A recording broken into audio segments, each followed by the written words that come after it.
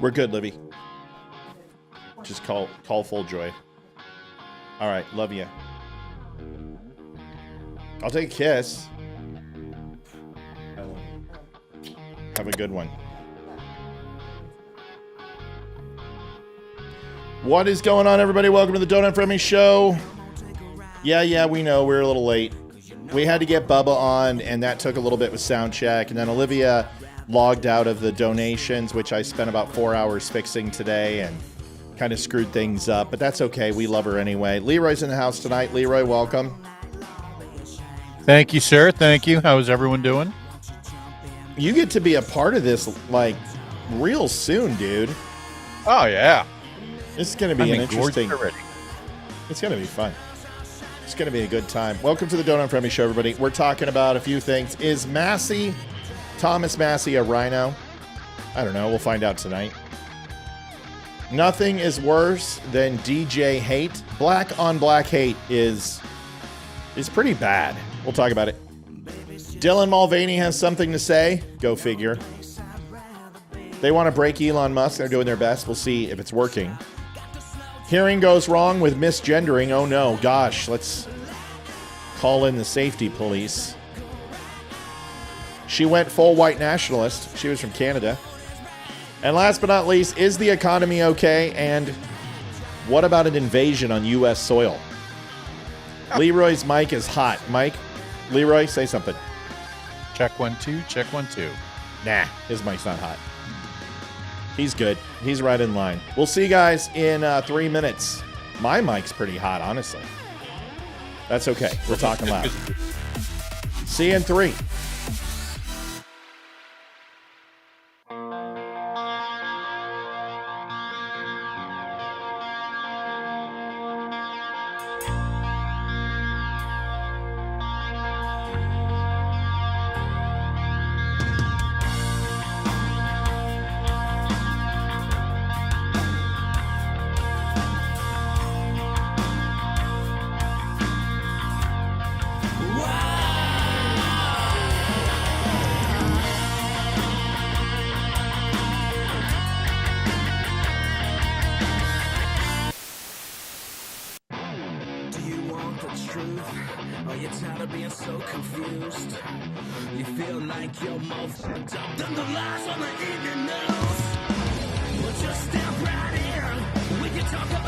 If my people could get everybody out on Twitter, I would appreciate it. Let's get those Twitter people on. Thank you.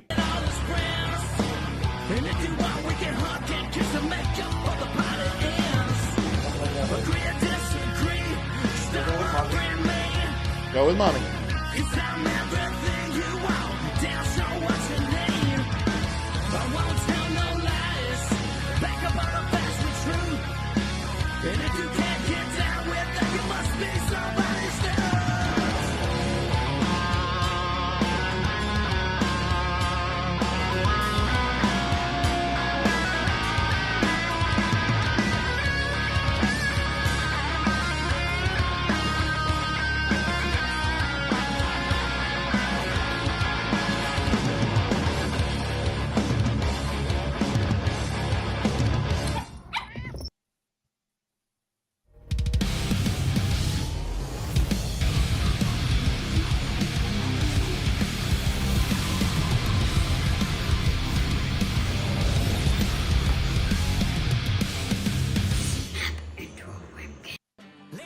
What's up, everybody? It's Ryan Weaver. I am on the Don't Unfriend Me show, otherwise known as The Dumb Show, with host Matt Spear.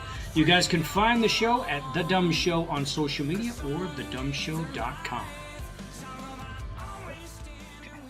Adjusting transmitter output. This is the Don't Unfriend Me show with your hosts Matt, Leeroy, Amy, and Olivia. Geopolitics, military analysis, and election coverage. Coming to you live on all major social media channels at The Dumb Show. Honest, direct, unfiltered. We can agree, we can disagree. Just don't unfriend me. Yes, that's Bubba. I don't know. Bubba moved the camera again. See, Bubba, I told you not to touch the camera. But I always know when you touch the camera because Leroy does it all the time. And I know for a fact that you moved the camera because I already took care of you and had you centered. I can't hear you because I have you muted and you're in timeout. So now I have to go and recenter your camera. Which, you know, fucking newbies. These newbies, I swear to God. No, hold on a second. Let me get FNGs, man.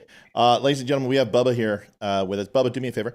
Take the bottom of the camera with your finger, and I want you to push it like this. You're maybe a quarter of an inch. Just push it back. Yep, keep going. Stop. Perfect. There it is. It's not like I haven't done this before. See, now you're centered. Now you look good. And now I'm going to unmute you because you're out of timeout. Welcome to the show, Bubba. Good to have you here. Thanks for letting us bust your balls a little bit, man. Howdy, man. Good to be here. Yeah, so you've wanted to be on the show with Leeroy and I for a while, and Olivia set it up and said, I said no way, but Olivia said yes. So here you are. And I'm just joking with you. What you wanted to talk about some stuff. What were you looking to talk about? Let's do it. We'll start A block, get right into the show. And let's hear it, man. What's up? Right on. Well, first, I'm glad we're starting out like this because you two always shit on the Air Force or the Chair Force rather. And really, yeah, That's I don't fair. know if we should. The Gavy guy, Absolutely fair. Gavy guys shitting on the Chair Force. But I was actually Can we retort? Do we get to reply, or do we just have to take that? I mean, well, I was defending myself. That was my retort. I know, but you said Chair Force is like, so you lambasted us for shitting on the Air Force and then shat on the Air Force yourself. So I was it's kind of to defend the Chair Force. I understand, but even calling it Chair Force is kind of a moniker that implies some sort of lackadaisical and non-nefariousness about their overall branch. It makes it sound pretty benign and almost fair. Beverly Hills 90210, right? Anyway, whatever. Tell it. What do you now that you've defended the Air Force and you've done it with so much honor? I feel really secure right now that the Air Force. I did. I do. It's right up there with the Salvation Army in my book. So I'm with you. I worked with some solid Navy dudes as well.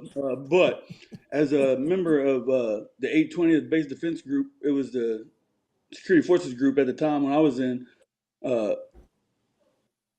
We just attached wherever we needed a base. We would go play and take care of the bases, whoever needed them for whatever base. And just so happened, we were just preparing, like getting ready to, because we knew something was coming in the Middle East. So we were already there on September 11th.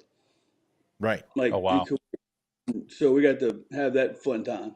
But then we got to go play Invasion in Iraq, and we went in, began Talil Air Base.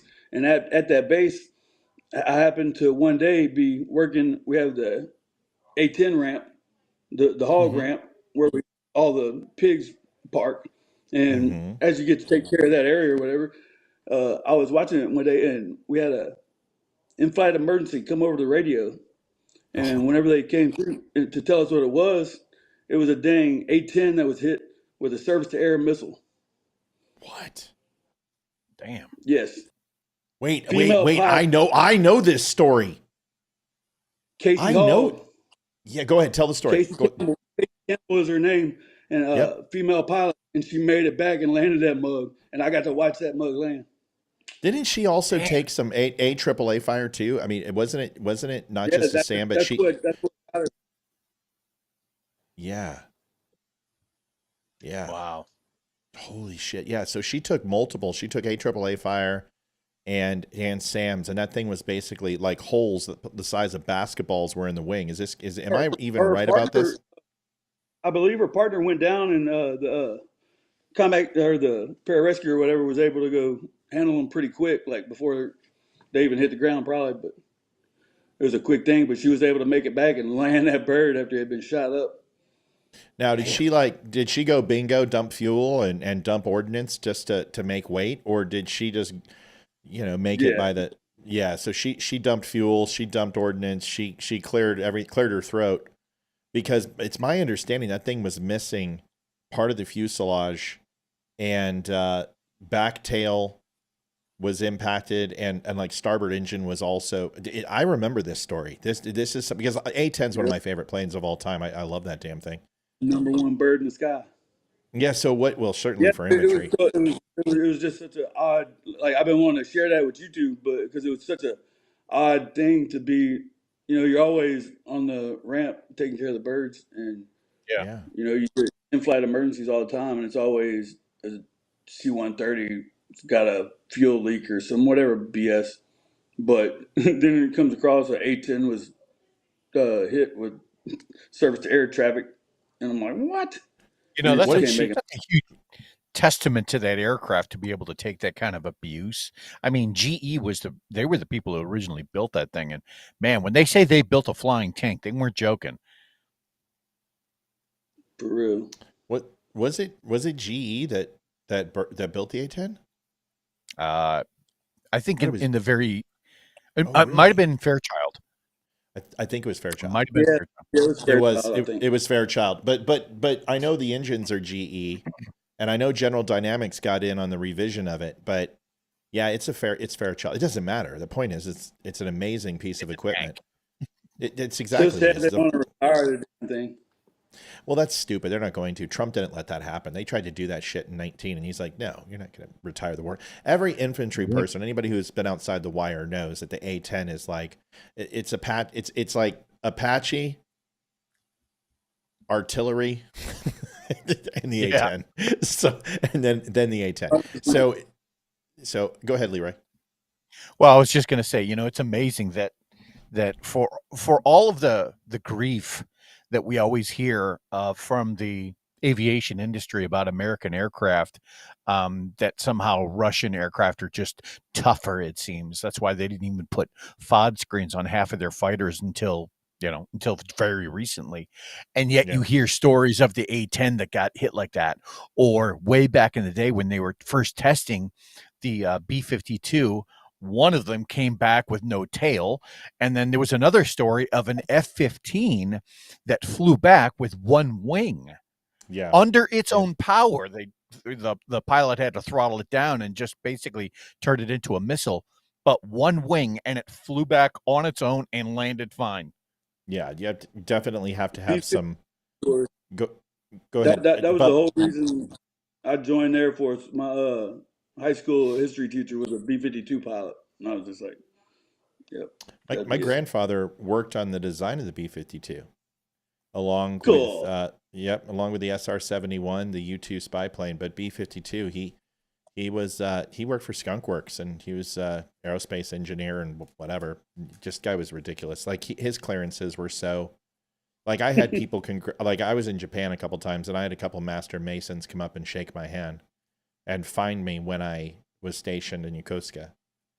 And my grandfather was very, like, when you look at a Shriner, his degree in masonry, I don't even know what he is. I don't know enough about it. But all I know is that I was sought out by the Masonic Lodge several times over my life, and just because of the name. I mean, and if you research him, it's ridiculous. This guy worked with some of the most prestigious aircraft in the world. That's one of my loves. I actually have a piece that I got from Vandenberg Air Force Base of the space shuttle. And a tile. Yeah, one of the tiles that you can literally put, 22 to 100 degrees Kelvin on that thing, and it's not going to melt. And he brought it back and gave us a piece of the space shuttle. I mean, that's awesome. Pieces on eBay are going for like $70,000 right now for original piece. I'm like, when my dad passed, it sucked, but I wish my mom and I were talking, because I'm like, can I come up to the house and just go pick up a shirt that I wanted of his and find that tile and be like, see ya. But, anyway, he's been around the barn a couple of times. What's funny is that he has a ruler. If you remember, the old yardsticks weren't full yardsticks like they were in the yarn stuff. But hey, Bobby, thank you. Best show ever. We appreciate that. You'll notice there's a new goal down here, folks. We'll talk about it in a second, but it's a little bit cleaner, a little bit easier for you to see for donations, and that's right below Leeroy right there. Anyway, the old folding yardsticks is he has a Masonic yardstick, and it's essentially 12 inches or 6 inches, and then it folds, however many times it would be to get to a yard. That'd be 3 times, 6 times. So, and it stretches out to a full yardstick, and was actually owned by Benjamin Franklin. And that was in his house. Yeah. So he donated that to Philadelphia, in the museum, he had stuff. He had a token, a lapel token from Paul Revere. I mean, this guy, he was a Mason, dude. I mean, like and he was in a time that he wasn't so far removed, you know. I think he was born in I don't know. He died when he was back in the 80s. So yeah, so 1903, 1906, somewhere around there. So you know, certainly today you're far removed from American history, revolution and stuff. But back then, I mean, there was stuff floating around all the time for the 1900s. Hell, we hadn't even mastered air travel at that point. So anyway, but he was just Lord gold rings of Mason jewelry and funny hats, and it's just the intrigue. Yeah. Anyway, cool. So Bubba, A-10, you were in the Air Force, and what did you do in the Air Force? Security forces. Okay, so you did security forces, I was really lucky. I almost keep like sending in a tip to get you to play the video, but there's a YouTube like a recruiting video for the 820th Base Defense Group. But whenever I was in tech school, like I just got out of basic, and we're in tech school, and then we're out in our field training up at the Camp Blandon up north of the Air Force Base. We got the little Army base up there we can go train in, and we're out doing our field training, and all the Rangers and Airborne from the unit show up. And they're like, hey, you want to be in our unit? Nice. Come on. And we were the first group that they ever came and recruited out of school. They do a lot of that with tail gunners, dude. Like, I mean, they do a lot of that. I mean, I know a lot of Air Force tail gunners who served with Delta, not with a team so much, but a lot of cross-pollination with Delta. You know, even some of the British, you know, SAS guys. What's crazy, I was just telling the guy about it just today. I'd kind of washed it away, but during basic training, if you want to do pararescue or combat controller, there's a time when you don't just go in and go do that. That's not what you're going in for. You got to go try out for it. And all it is a run and a swim. And I was like, fuck yeah, I got this. Sorry, I keep dropping the F-bomb. I was like, I got this. So I went and I kicked ass and killed the swim and the run. And so I'm ready for the next level, and they send you to the hospital, and they did a x-ray on me. And apparently I have some birth defect. Like, I can't even remember what it's called, like a spine fuck up. Degenerative disc disease? Yeah, something like something. Or like spinal bifida? Maybe. Yeah. But it's never bothered me. I've never had a problem since, but they were like, yeah, you're not even supposed to be in the Air Force, period. Like, let's just forget about this. And I was like, roger that. Yeah. Go ahead, Leeroy. I was just going to say, I had a buddy of mine from high school. His name is Sean Paul. Sean, if you're watching, love you, brother. And he went and joined the Air Force right out of high school, then became a paratrooper. And yeah, he was credited, here his unit was, about 2-3 years after he got out of high school. So this is a little bit into his training, right? They were credited at some point with breaking some sort of world record for jumping out of an aircraft at a particular altitude. And I was like, dude, that's really badass.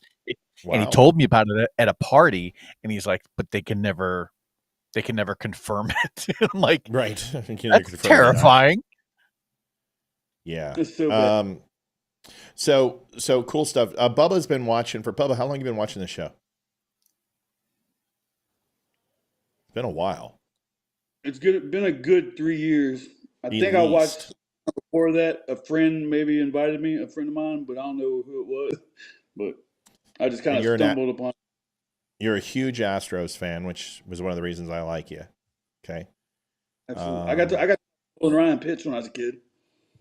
Nice. In the Astrodome. That's cool. I got to go on Minute Maid Park and actually be the first carrier of the flag for the World Series game. That's so badass. Yeah, I got a video of around here somewhere. I haven't been to Minute Maid yet. I got to go to Minute Maid. I went to the Super Bowl too. Yeah. We were selected as military. I was first carrier, and there was like 150 people to carry that flag that's like 50 yards long and 100 yards wide. And I was first position. The wind was going about 30 miles that day, and honestly, the guy said if I wouldn't have been on anchor, he said people would have went up about 20, 30 feet in the air. So you can see me. You can go watch the game. It was the first game of the opening season right after the World Series win in 2017. So that would have been April. And I carry out the lead, and the wind picks up, and Ethan and Olivia and Hayden are on the other side, and you see it push them up in the air off their feet. And then I am like this parallel to the ground. So God. I'm leaning back, putting 230 into it with everything in my soul, trying to hold this flag from being lost. And the groundskeeper guy came up, and they had us. We got to see the Budweiser Clydesdales, and we got to meet all the Houston Astros players. We got to meet. So badass. Yeah, we got to meet the owners, and we got to hold the World Series trophy. And so, and this guy comes up, and he's like, I can still hear you. I'm gonna grab medicine real quick. Yeah, no problem. But he's like, hey, just to let you know, that would have been a catastrophe. We probably shouldn't have brought it out in that much wind. We're going to go ahead and upgrade your seats right behind home plate. And we spent that game, 3 feet behind home plate. It was pretty cool. But anyway, here is a photo, Bubba, just so you can show you, of me on point. This is the practice. That's me at practice. And then here is some more practice with the flag. And then, okay, so this is me and this couple we met, and this was game day, and they were awesome. And then they took my frickin' camera, and of course I was standing at attention, and was trying to. And then this is Crane, and he came off of his. We got to pet the Dalmatian and see the Clydesdales, and then here is a video I'm exporting real quick, and then we'll get back to normal. So here is this is the tunnel. So Jose Altuve came up and gave me. He ran out to the field, and he was on third baseline going into second, and going into short, and he walks up, runs up to me in second, and he's just like, does a quick slide. It's on TV. If you can actually see it. This is the first video. Let me see. Yeah, that's what I'll do. Okay, so go here. You're gonna drop off the screen, Bubba. I'm sorry. This is downloading. Here we go.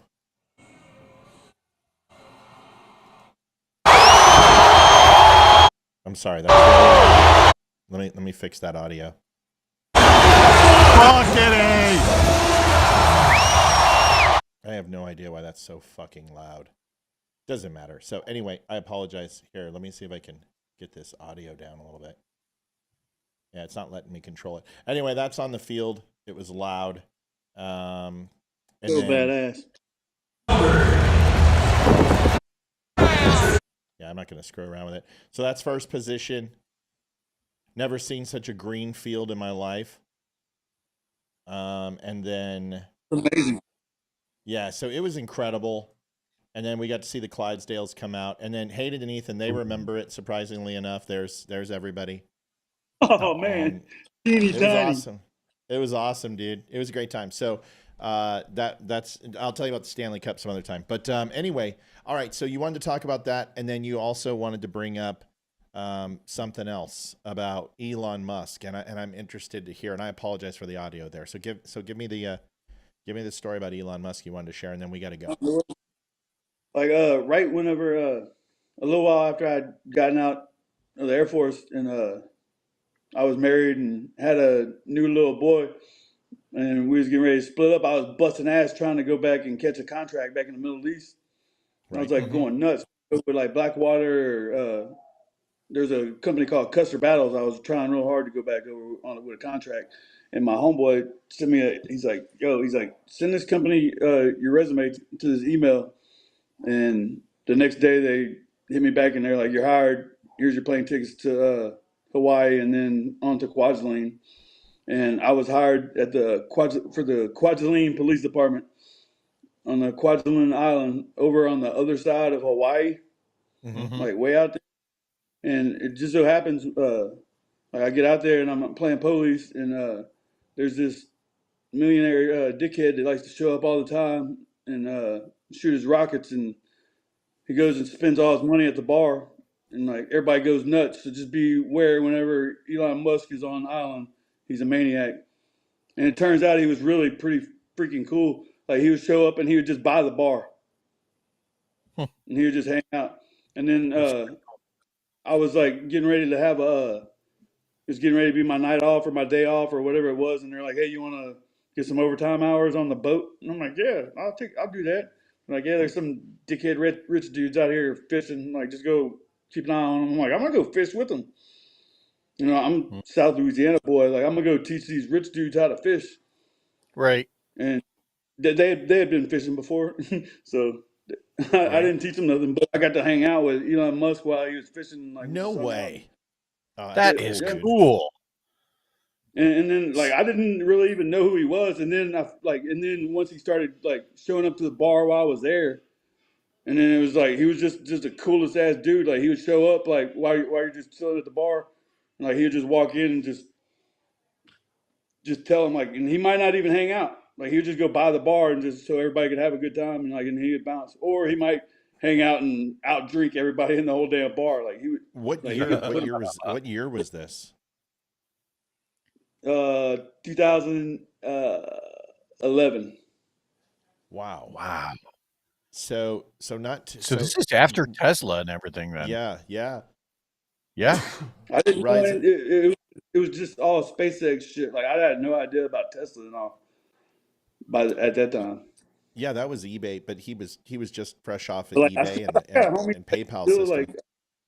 like I make bullshit jokes about Elon like in a post or something, and like I still got homies that I met whenever I worked out there on that island, like dudes doing other shit like actual rocket shit and stuff, like dudes that work for NASA. And some of the fire dogs that I met out there, like they work for NASA here, like as fire dogs wherever. But That's crazy. it's super rad. That's cool. Does he would he remember you? Do you think? I don't know. Like I really I hope like I get to meet up with him one of these days. Yeah. Like I feel like he would at least remember some of the situations. Like we would have to like as the police go and be like, "Yo, don't go ham tonight. Don't let these fools go ham." Like, I would have to imagine that him off a little being semi-autistic the way he is, that he probably doesn't forget a whole lot. I bet you he would probably be able to recall that.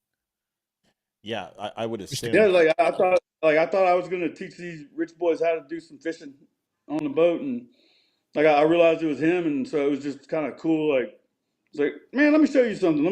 And then I'm like trying to teach them how to do whatever, but they had definitely done some deep sea fishing before. Like that wasn't their first time. But. Dude, what's your pen? Are you rocking? Hold on, Bubba. He owned one of the islands out there, they can't like hear you. Bubba, they can't hear you when I'm talking. They can't hear you. So right. Your mic won't oversee. So it's okay. Just watch for the cues. Like if you see my mouth moving, just hold on a second because they can't hear you. So I'll stop talking. Go ahead and repeat everything you just said because they didn't hear any of it. Oh shit! Starting where? The last 15 seconds.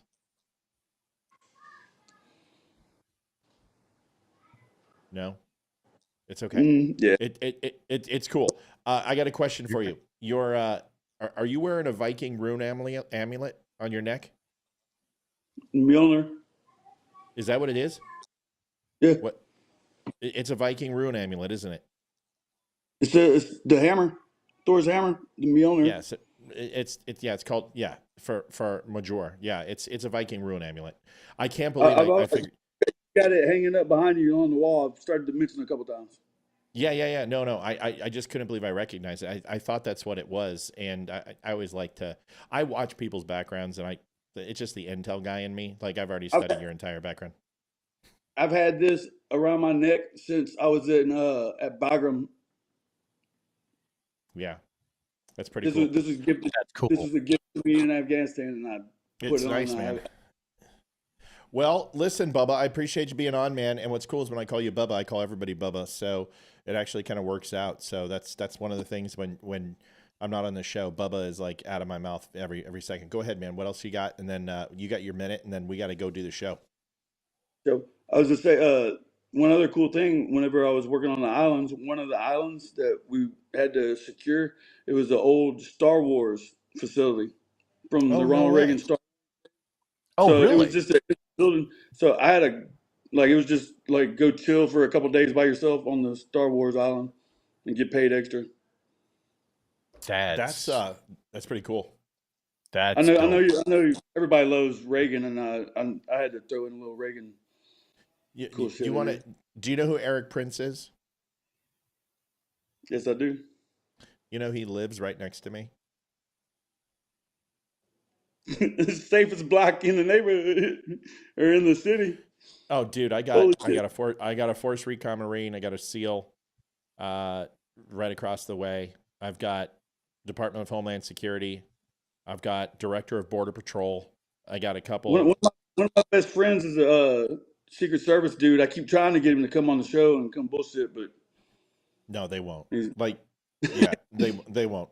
I know the guys who literally is working for Trump right now, who's Homeland Security, and I can't go into details, but there's a relationship there, and they won't come on, and they can't, and they won't. I've got like 20 people from the State Department who I have breakfast with every set. Leroy's going to get to meet half of them when he's here, and they can't come on the show. They want to. In fact, they start telling me stuff. I go, you know what I do, right? And they're like, you know what, you're right. And I said, yeah, dude. I'm like, is this off the record? And he's like, everything we say is off the record. I said, okay, that's cool, but you do know what I do. And they're like, yeah, you trust me, we do. If they haven't severed those communications yet, at least that means that they have that level of trust in you that you're not gonna, screw them over. Yeah, it's interesting, Bubba. Cool. So Eric Prince lives just right up the road. Ollie North lives right up the road. I mean, dude, you'd be shocked if you knew. I've been to Ollie's old house whenever he was in Florida. Yeah, he's up here now. He's where I live in Virginia. He's right up.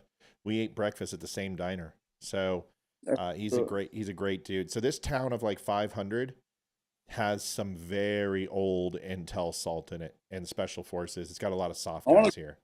There, like I think my friend I was just talking about, I think he's in your area now. Like he's made a couple moves, and I'm really I'm about to get a new truck. I'm gonna be up in that area here before too long. Love to have you, dude. You should come on over and chew a steak or something. But like I said, Leroy, a lot of you're visiting Leroy, autograph my Leroy shirt. Wait a second. I'd be happy to. What Leroy shirt? Oh, you have a Leroy shirt. That's right. Didn't you just order one? Yep. Yeah, I'll sign it. Yeah. So here's the deal.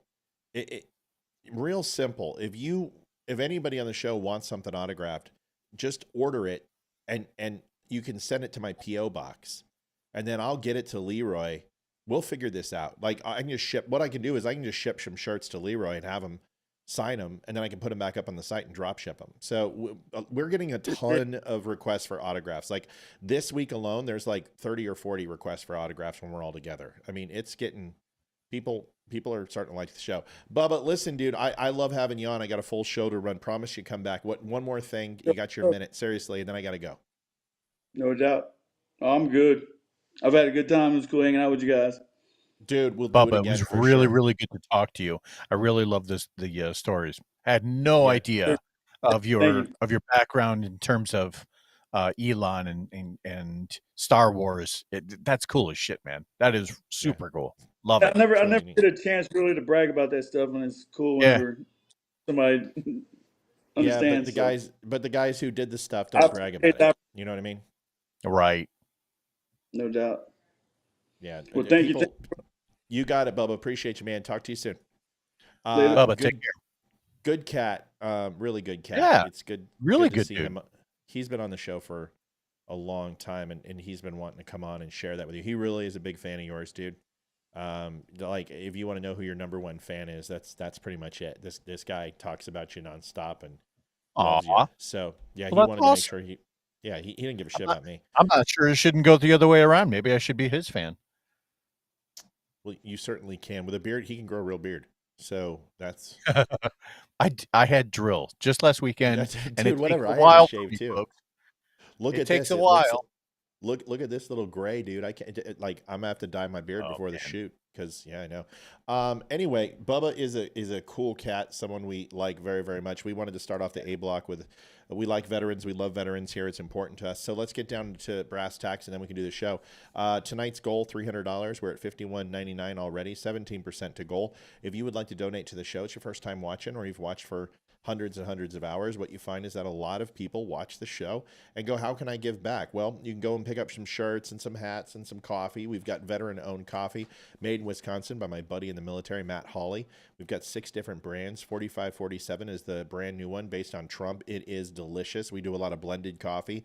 All of it is roasted 72 hours before it's shipped to you. We have never received a negative review on coffee.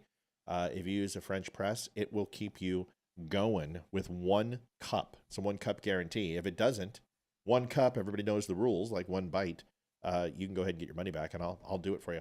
Plus, to let you know, we have a few more of these Constitution books. We've already sold a lot of them who want autographs, but if you want to, 146 pages, gold, leather, beautiful inlay. You can see colored inlay, Constitution. It's got the framers' biographies here. Also, the entire Constitution, every single bit, along with the amendments, Bill of Rights, etc. Available at thedumbshow.com. So go on over there. We have a great site, great shirts, clothes that Leroy and I are both wearing are also a sale. A lot of other stuff. So go take a look. Second, let's get into some topics, and then we will jump into some other stuff. Leroy? Right. Question for you. Yeah. Thomas Massie. Yes. What do you think? What do you think of Thomas Massie? You know, excuse me. If you Google him and just look up his policies, it basically says that the guy is a limited government, fiscally responsible type cat who embraces the idea of individual liberty, and that's cool. When I hear fiscal responsibility, and again, this is just straight off of, he's got his own website where it talks about how he is voted on specific policy. And then you fast forward and you listen to some of the news, and he seems like he is currently, he's saying no to the government shutdown. Like, he wants to keep the government open. Cool. I understand that. So there's some stuff in there that I think we can have a discussion about, right? Is he a RINO? I don't know.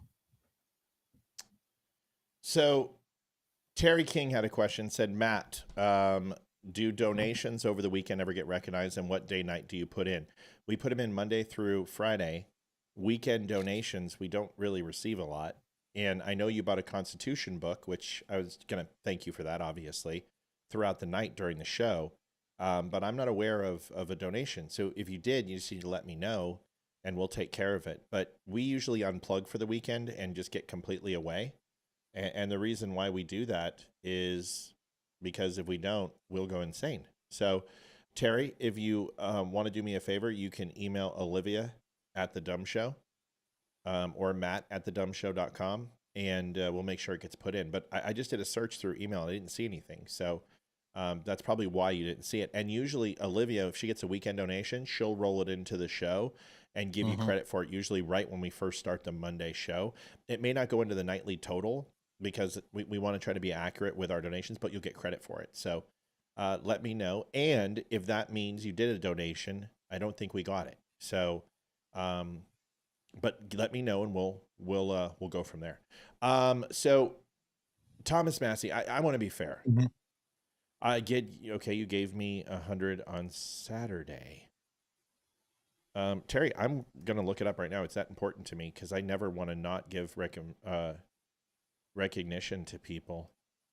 Hold on one second.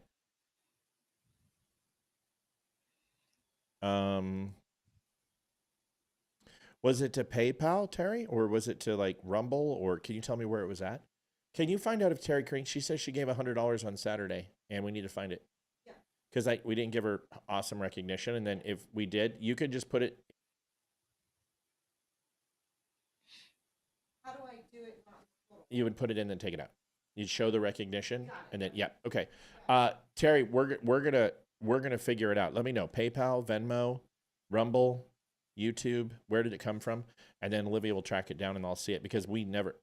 It's okay, Terry. Where did you give it? And we'll find out. It's that simple. Saturday was crazy. We had a very, very insane weekend. So Thomas Massie, just give you the good and the bad. Right. He does not support Jews. He doesn't. He has voted against every single appropriations bill that's funded Israel. He's not anti-Semitic or anything. He just doesn't believe in funding foreign governments, which I understand. It's like any of them or just Israel? No. But the biggest votes that he's voted no on is Israel. Okay. That's the consistency. His voting record also ranges from 50 to 71% in off-election years on the Patriot ranker, which is interesting because even though he has like an 89 overall on Patriot voice, it's because he votes like 97% during an election year. So he has a very strong, I vote with Republicans when I need to get elected, and I vote away from Republicans when I don't. Because I don't consider a 71, between a 50 and a 71 on the Patriot score for voting with Liberty, the Liberty score is what it is, a good number. Now, just to give you some perspective, Liz Cheney was like 11th out of the Congress and the Senate, and she voted with Donald Trump 97% of the time. See, that's the kind of thing that always bothers me, is that when we start aligning Congress, their voting patterns, either with whoever the current POTUS is. Wait. Go ahead. Terry King donated $103.48. Told you I'd donate as soon as my check. I don't know what that says. A week later, by the way, please sign my book. All four of you, please. Thanks. Y'all are awesome. Terry, I wrote you back on, okay, so this is what happened. I responded to you on the email when I got that you bought the book and said, you got it. We'll get it signed for you. I didn't see the donation in the email. Now, here's why. Olivia she's on the same accounts. So it's very possible she touched the email and took away the notification that was in the inbox. So thank you so much for the donation. We greatly appreciate it and can't thank you enough. We're just going to leave it in for tonight because that means the world. And thank you so much. We do appreciate it. So Liv, you can leave it in. So thank you very much, Terry. And we always try to thank people for donations if we miss it. Just got moved over into the donor. It got. So you moved it over into the donor. So who did it? Who? I'm in charge of tips. So, but I didn't know. So, but I'm the one that's on the night. So you gotta remind us so we know. Yeah. Anyway. That's all right. Thank you, Terry. You just leave it in. That's fine. Hopefully we overdrive tonight. I'll cross our fingers. I already deleted it. So. Okay, then refresh the goal because it needs to be refreshed. Please do me a favor. Come here. Liv, I don't have time for this. Reset the goal and put in Bobby's. Okay, that's easy. All right. Terry, thank you so much. All right. Sorry. Okay, now that we got this. So, but here's the thing. Thomas Massie is a good dude. He's got a very good reputation. He's a very nice guy. He's very smart. But Trump hit him today. Now, here's the thing you need to understand. What a lot of people don't understand about Massie is that he's not a Trump guy. I'm okay with that, right? You don't have to like Trump. You don't even have to be in his same camp in order to maybe support some of his policies. And you don't even necessarily need to agree on all of his policies. He doesn't, though. He doesn't agree on any of them. That's his problem. It doesn't sound like he's very Republican, right? No, it doesn't. And here's the situation. It's a lot of people get upset. Like Ron Paul's talking trash right now and saying, Trump is making a bad choice. I'm going to show you a clip of Eric Erickson that came out. And I don't want to talk trash about Massie, But if you constantly vote against Republican initiatives, it's gonna hurt Republicans, right? So he did not support Trump in 2016 until the very end. He was the DeSantis supporter, and then decided to go ahead and support Trump in the last minutes, like 2 weeks before the general. Really? So yeah. So that sounds a little bit like our least favorite predictions elector, Alan Lichten. That sounds like a little bit like that strategy there, which is to say, all right, yeah, I'll choose who your winner is, and then wait until the very last minute when most of the pegs have already fallen in order to make your prediction. That's not really a prediction. You're just kind of going with the flow at that point. And listen, this guy was a prominent, vocal denouncer of COVID vaccines and the forced everything. So Donald Trump says Congressman Thomas Massie voted to delay the debt ceiling, blah, blah, blah. He can't even approve a continuing resolution when he approved them many, many times during his career as a congressman. And Massie's whole position now is, well, I've been here for 12 years, so now I know how it works. Well, nice timing, dude, you know? And it passed the House anyway. It's going to go into the Senate. This will be passed. Republicans are standing together for the first time. He's not a RINO.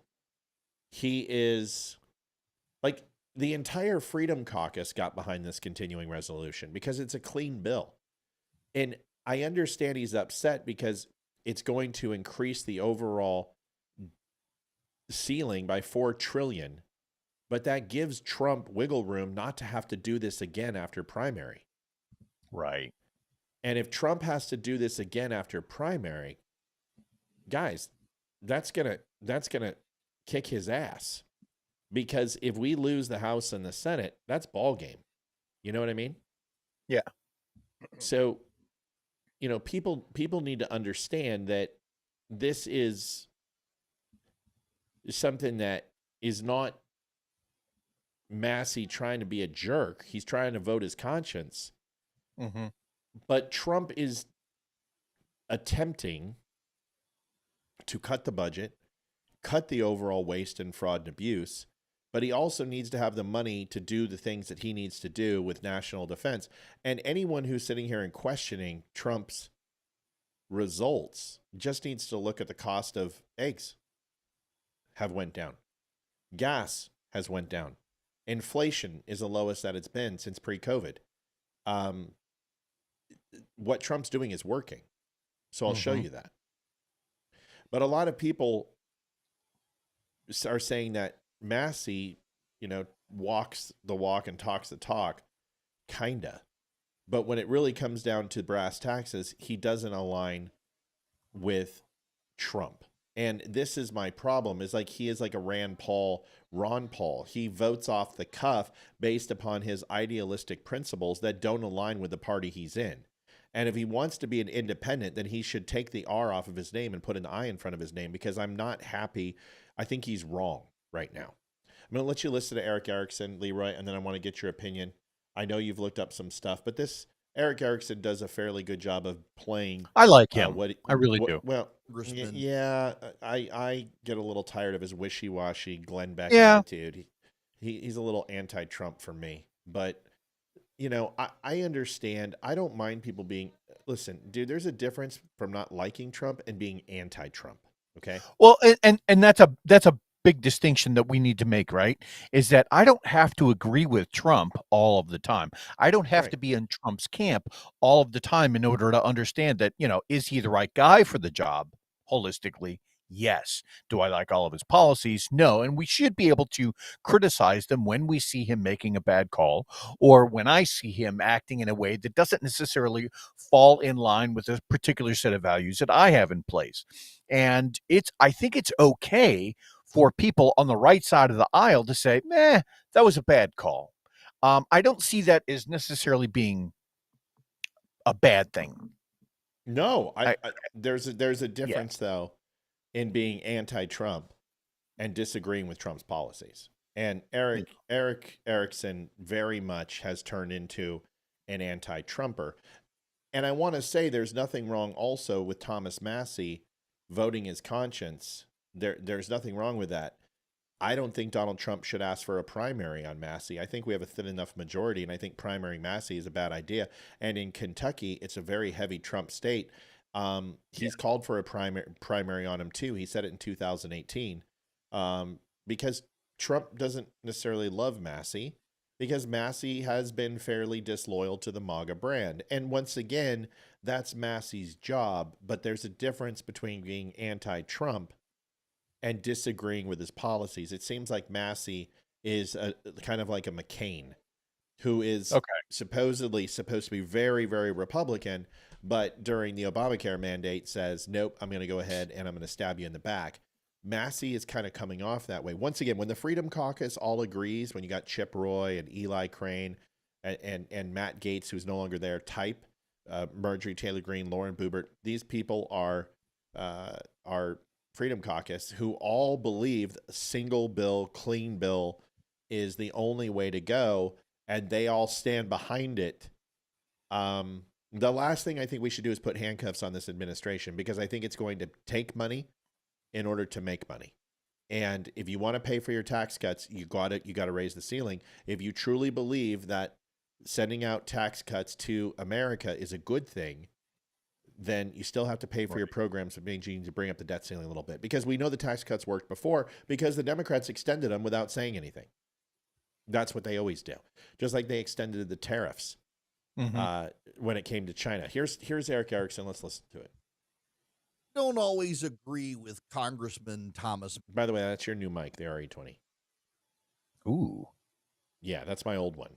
And it's not old. It's honestly just as good, if not better, than the Shure SM7B, and it's going to be better on your voice because you have a much deeper voice, and it's going to be lovely for you.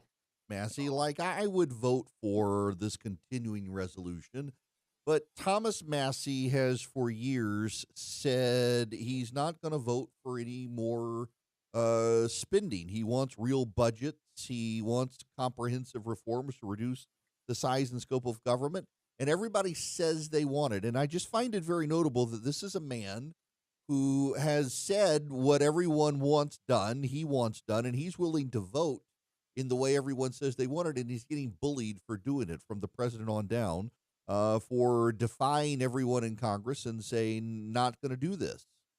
And I just think that it is a good thing that Thomas Massie is willing to dig at his heels and say, this far, no further. Yeah, he voted to raise the debt ceiling with Joe Biden was president. Why? Because Republicans conditioned it on automatic spending cuts in the future, and then they reneged on those spending cuts. And he says, I'm done. I gave you my vote, and you, the Republicans, actually broke your word on cutting spending, so you're not going to get my vote now. And I appreciate his principle on that.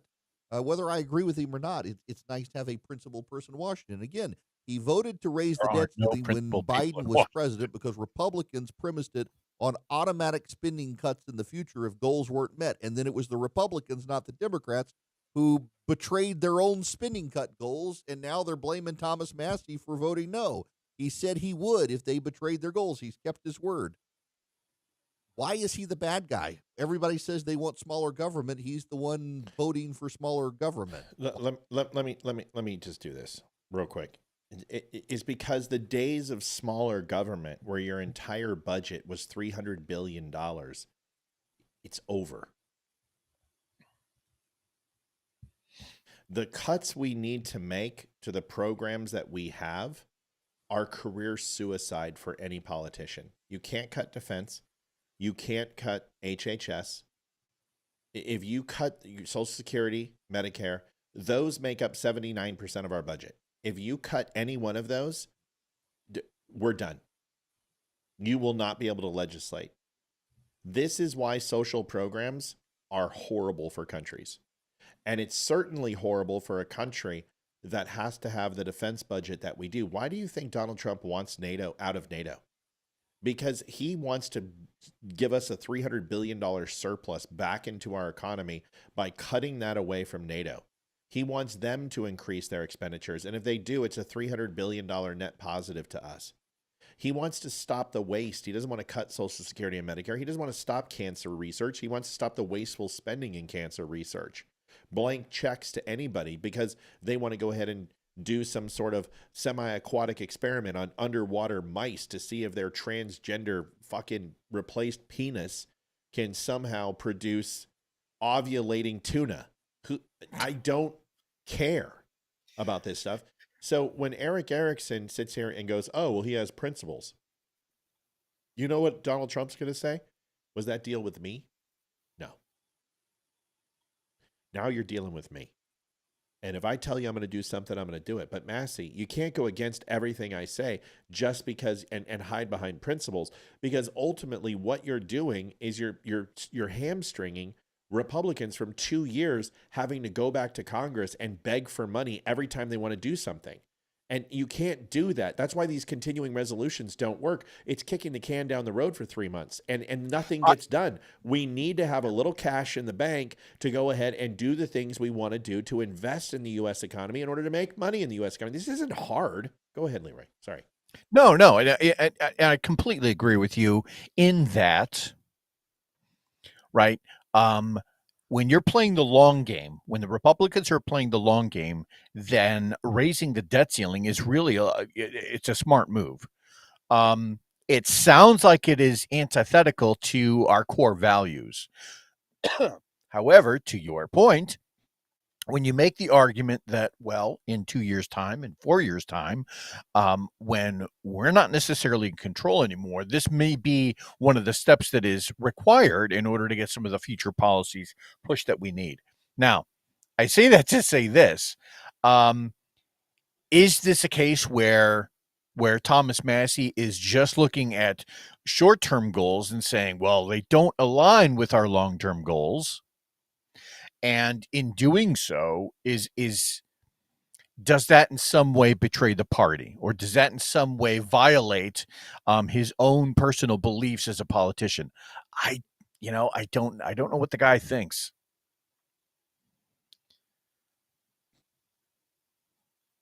Does that make sense?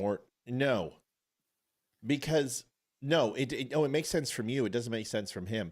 But to say this, I went ahead and passed a continuing resolution because I was promised that there were going to be cuts. It is like saying that I went ahead and gambled all my money and lost at the blackjack table, and it's your fault. You made a handshake agreement with politicians without getting it in writing. Right. And they broke their word to you. That sucks, and I'm very sorry about that. But that shouldn't have you, you don't bite your nose off to spite your face. You don't cut your nose off to spite your face, right? So yeah. What you're doing is you're saying, no, I am not going to go ahead and sign this. And what it does is it demonstrates weakness inside the Republican Party. And that's not a good thing in any way, shape, or form. So I would rather have him do this and say, here's what we're going to do. I'm going to pass this continuing resolution. I want to let you know that me and 10 other senators are signing on that if you spend outside of what is budgeted in any way, shape, or form, or propose legislation that goes outside of what you promise, I and these people will vote it down and get on public record right away and make it stated and get Donald Trump to sit side by side with you at the podium. And I'm not asking you to kiss the ring, but I'm asking you is Donald Trump say, I had a great lunch with Thomas Massie along with 7 other senators who showed some concern about us not getting back into our conservative values with cutting the budget. And here's my promise to him. We're asking for $4 trillion. We don't want to spend that. We actually want to spend, $1.3 trillion, which is less than what's actually $900 billion, which is going to be almost $300 billion less than what we anticipated this year. And over the next 4 years, we're going to see at least $2.1 trillion back into the U.S. economy. And here's how. But Thomas Massie's argument isn't that this continuing resolution is full of pork or bloated, is that he doesn't believe that we can turn the economy around. And that is a lack of faith in Donald Trump. And he that's believes actually a that, lack of faith in the American population. With less restrictions and less taxes coming in, that's normally when the American economy just soars. No, I understand this, but what I'm saying, it's Trump's policies that are going to save it. And here's why, is because we're already seeing signs of the economy recovering. Yes, the stock market's down. Who gives a shit? That's just people who are fickle on tariffs. But if you actually look at the prices, if you actually look at the valuation of the dollar, if you actually look at the cost of eggs and commodity and fuel and everything else, we're seeing things stabilize and come down. This is a good thing. We might even actually see an interest rate decline that actually is worth doing from the Fed. It's actually worth it. So my point is it really is Trump's policies, because that is what is going to be created by Trump. He's going to deregulate. He is going to do tax breaks. He's going to do the no tax on tips. He's going to try to stimulate the economy like he did before COVID, which worked. And Thomas Massie is saying, I have no faith in Donald Trump's leadership, because that's really what this is about. Because if he knows, he says, I have no guarantee that in 4 years, that money, I've been in Washington 12 and I've never seen it happen. I've never seen us provide a surplus back into the budget. Well, you're right. That hasn't happened. But Donald Trump was well on his way to do that. And then COVID hit. If you look at Donald Trump's overall spend towards the deficit, it was going to be about $2.3 trillion, which was less than Joe Biden. And remember that pork barrel bill that they had, $1.1 billion, the days after inauguration in order to get defense spending passed and the border bill passed. He had to sign that, and he learned a big lesson. Don't trust Washington before you're there. Don't trust them while you're there, and don't trust them when you're not there again. He made a mistake, but it doesn't matter. The point is that he showed GNP growth. He showed 4.2, 3.3, 2.7, which was phenomenally better than Obama. And Massie is saying, I don't believe Trump can get there again. And to me, that's weakness. It's not. That's ideal. fair. It's not Prince. That's fair. You know, I and it's hard to say whether or not somebody is. I mean, because you can get all of the commentators in the world to basically say exactly what Eric Erickson said, which is, you know, oh, it's nice to have somebody with some principles in DC. Yeah. By and large, I said this before, that I didn't think anybody in DC has principles. That's not true. I think a few people do. And generally speaking, it's no one that we've really mentioned too much in the past. But it's going to be people like Eli Crane, that type of thing. But for Thomas Massie, who was a former Army officer, right, who is trying to patch together some sort of policies, he's fairly young. He's 54 years old. Is he maybe just trying to play to save face a little bit with the Democrat Party because he feels like maybe he might have a career after all of this? I don't know. I don't like the play necessarily. I don't know what his reasoning is for it, and I don't think it's a smart one. I say that to say this. I also don't think that disagreement with Trump, so long as it's properly articulated, is necessarily a bad thing. But in this case, yeah, I think you're right. It's probably a bad call. Well, let's listen to this. This will address some things. Oh, that's Trump. So I let it go to voicemail. So then, like 30 seconds later, I get a call from that same number. I'm like, doesn't he know I'm busy? So I let it go to voicemail. 3 times it went to voicemail. And I thought, well, he'll leave a message. And so a 4th call, somebody left a message and said, you need to call the president back. So they yielded some time, and I knew they couldn't snap the ball. So I walked out and I called the White House switchboard back. And this voice comes on. I'm coming at you like you've never seen. Never in your life before have you seen the way in which I will come at you. I'm more popular than you in Kentucky, and you know it. I'm going to back your primary opponent, and you're going to lose. So then I tried to explain, this is constitutional. Like, you can't spend $2 trillion with nobody here. And Mr. President, it's going to pass anyway. So he started screaming at me for like 3 solid minutes. And the more I tried to speak, the more he screamed. And he goes, no, this is the second time you've done this. And I was immediately hopeful because I'd done it like 8 times and he forgot. On the fake Obamacare repeal, I didn't go along with that. That was fake. They were not going to let you buy affordable insurance. That was a fake repeal. I would not let them do that either. But he had forgotten about that. But anyways, he repeated it all, and everybody hated me. Nancy Pelosi went on TV, MSNBC, and called me a dangerous nuisance. Interesting when you find old clips that people don't want to go away, or you want them because no one's showing that clip. I guess I'm pretty good at what I do because I remember it because I showed it on this show. Now, what do you think? You think he's the 9th time going against Trump is really what's best for America, or is he just trying to dick measure with Donald Trump because he doesn't like him because he was a Ron DeSantis supporter? Now that actually sounds like he's pretty. From the tone of that video, that actually sounded pretty anti-Trump. Sounded to me, it's just my personal opinion, but that sounded to me like that was somebody who has a personal gripe with Trump.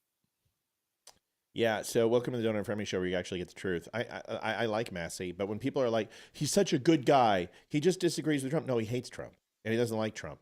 And he'll do whatever he can to play roughshod and be the monkey wrench. That's what he's going to do. And he's already bragging about how he's done it 8 times. And here he goes again. So I don't feel the way a lot of people feel about Massie. So, you can love me or hate me for that, but that's it. I don't know what else to say. There's the truth. Fair. So that's what we try to bring. And like I said, I like the guy. I like a lot of people, but it doesn't mean that I trust him.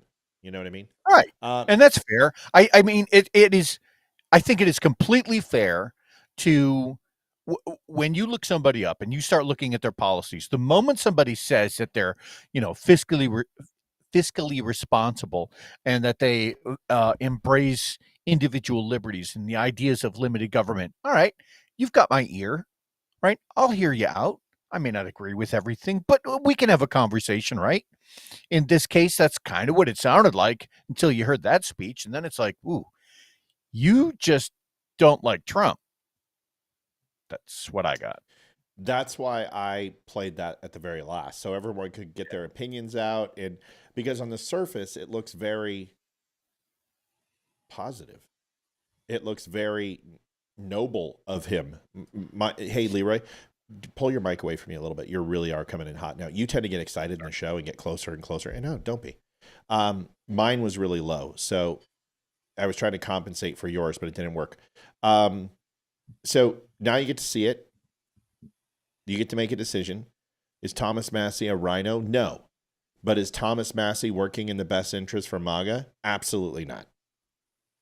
No. In fact, I believe... Yeah. That really raises a good question. Do you have to be a RINO to be... Well, wait a minute. Think about the wording of that, right? Are you necessarily a RINO if you are anti-Trump? I mean, I think the answer there might be yes.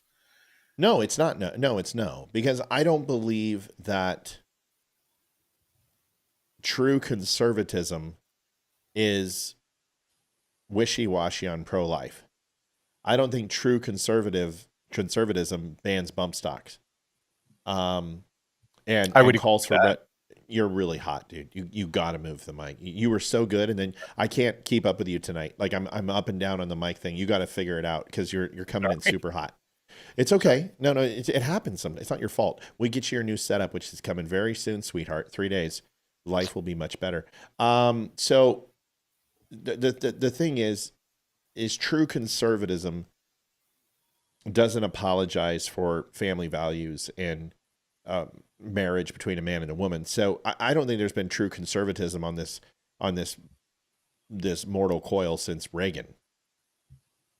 I think Bush was a neocon. I think Newt Gingrich is uniparty neocon. So we can sit here and pretend that, whoa, mute your mic. We can sit here and pretend that, conservatism is here, but it's not.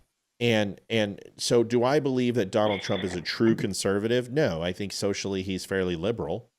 And I do believe that he's very blue collar in his approach like a blue dog Democrat, but I do believe that he has conservative principles. They're just not a true conservative, right? I think when it comes to nationalism, he's very conservative. Military and defense and border security, very conservative. But there's a lot of things that he's not conservative on. Who's on the phone? What do you want to talk about? Hey, Matthew, it's Frank. Hey, Frank. Hi, Leroy. How you doing, Frank? I'm doing good, buddy. Hey, listen, just to let you know, I just heard that same speech today that Massie gave while doing an interview with Tucker Carlson. Almost verbatim, the same story. Yeah, it was in his 1 hour and 32-minute interview that he had with Tucker Carlson about 9 months back. Yeah. Yeah. I mean, I didn't see this interview that you just showed a little while ago. I had not seen that, but boy, when I heard that, I thought, damn, that's the same thing he told Tucker Carlson, almost verbatim, word for word, the same story. And I realize those guys do that kind of stuff, but I like Massie. Don't get me wrong. He's like Trump. I don't agree with everything that he does, but I think deep down he's a good guy. After all, AIPAC killed his wife, as far as I know, because he wouldn't succumb to them. But that's just my opinion. Well, Chuck Peterson had a great comment. He said, in my opinion, Republicans who vote as conscience during off election years and then votes differently during elections is a RINO. I completely agree with you. Like, looking at his voting record, it's very inconsistent during off election. And I've pointed this out on the show many times. I see things like that where other people don't see it because they don't want to see it. But everybody prefaces, oh, he's a good guy, but, well, then he's not a good guy. If you're saying he's a good guy, but, then he's not a good guy. It means you want him to be the good guy you want him to be, but you're disappointed in him, but you don't have the balls to say it. I do. I'm disappointed in Massie. I think he's making a stupid choice. And honestly, I think it's just another choice to screw over Trump because he's a never Trumper. There it is. I think the people that Matt are the people that look at things from the emotional standpoint rather than the logical standpoint and look at where he's been, how he's voted, what he's done for his state, so on and so forth. So, I could be wrong. I don't know. But I think that's how people look at things. I don't think they look at things from a realistic standpoint. No, you're right. You're right. Well, but you don't want to make an enemy of Trump because Trump does have a mandate. He carried Kentucky decisively. And if Massie thinks that the coattails of Donald Trump are anything like they were in 2020, they are 100 times longer and more powerful. And they have Elon Musk rockets setting them to Mars. Donald Trump is not someone you want to trifle with right now. You don't. He is almost bulletproof. And even with the tariffs and even with the stock market, his approval rating is still where people want this. They want Washington and they want it in smithereens. They want a little bit of chaos, and they don't care. They're sick of it. They think everybody in Washington, I mean, for the first time ever, the media dropped below Congress, if that doesn't tell you. Congress actually has a positive upward trend for the first time in like 30 years in their overall approval rating. And that is because it's ran by Republicans and people are having faith that the system can work. Now, that's going to fail if they don't do their job. This is why, Massie, you need to toe the line. You can be idealistic later. Do your frickin' job and get this stuff passed. I don't want to see one guy. I don't want to see anyone out of line. Everyone should be shoulder and shoulder right now because this is what the American people voted for. Your personal fucking opinion is not necessary. Real quick, Frank, something that you had mentioned, which is that politicians tend to recycle a lot of the same material. And that is completely true. We've seen that for the last 30 years, especially if it's a speech where they've had any sort of traction out of it. And then who was that posted the comment about the flip-floppers who are in and out, in versus out of a campaign cycle? That was Chuck. Chuck, that is a huge, that is spot on, brother. I'm going to start, a lot of times when we're trying to decide who the best politicians are going to be to represent us as the people, we tend to look at a particular voting as in a snapshot of time without considering the entire picture. And I think that is so brilliant. That I'm gonna start looking at more at that kind of thing, because that's something that even I do, which is to say, oh, well, this person voted this time on this way. Now, did they do that each and every time? That's a really good point. And I think, you're right, Matt. Trump has certainly solidified his positions in a lot of ways, right? There's no American that I could point to that would basically say, hey, look, we don't want the government to operate more efficiently. They're just pissed off at Elon personally. He has brought up a couple of odd points, like this idea of seizing Greenland, or maybe he's got some issues, right, with the policies in Ukraine, giving them any more money. And so a lot of people are saying, oh, well, obviously he is pro-Russia. But that's not true. But people don't think that way, and it's a very simplistic way to look at the problem. So, yeah, I just wanted to address that. The whole Greenland thing and 51st and Panama Canal. This is Donald Trump trying to strategically put ideas out there that creates conversation. And always what happens is he says this is what the left did for years. And if anyone who doesn't know what Trump's doing, I'll explain it to you, because obviously you're incapable of looking at yourself and applying it to him. Stephen Cornett donated $50. There, go get it. Read it, Leroy. Massie is a RINO. I live in Kentucky. I know. Fair enough. Good on you. Thank you. We appreciate you saying it, and thanks for donating.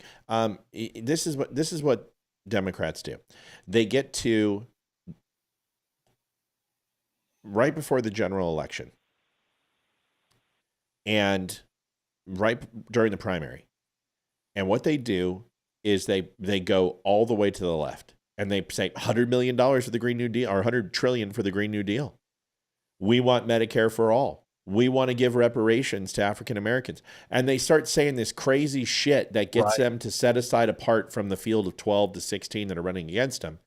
And then they get to the general election. What do they all do? They move to the center, except for 2024. Kamala Harris moved more to the left and started saying some shit like government control for food, government controlled for energy, government controlled for education, government controlled for abortion, government controlled for eliminating states' rights. I mean, this woman went so far to the left and never came to center. It's why she lost the election. Donald Trump is going and changed her last name to Marx.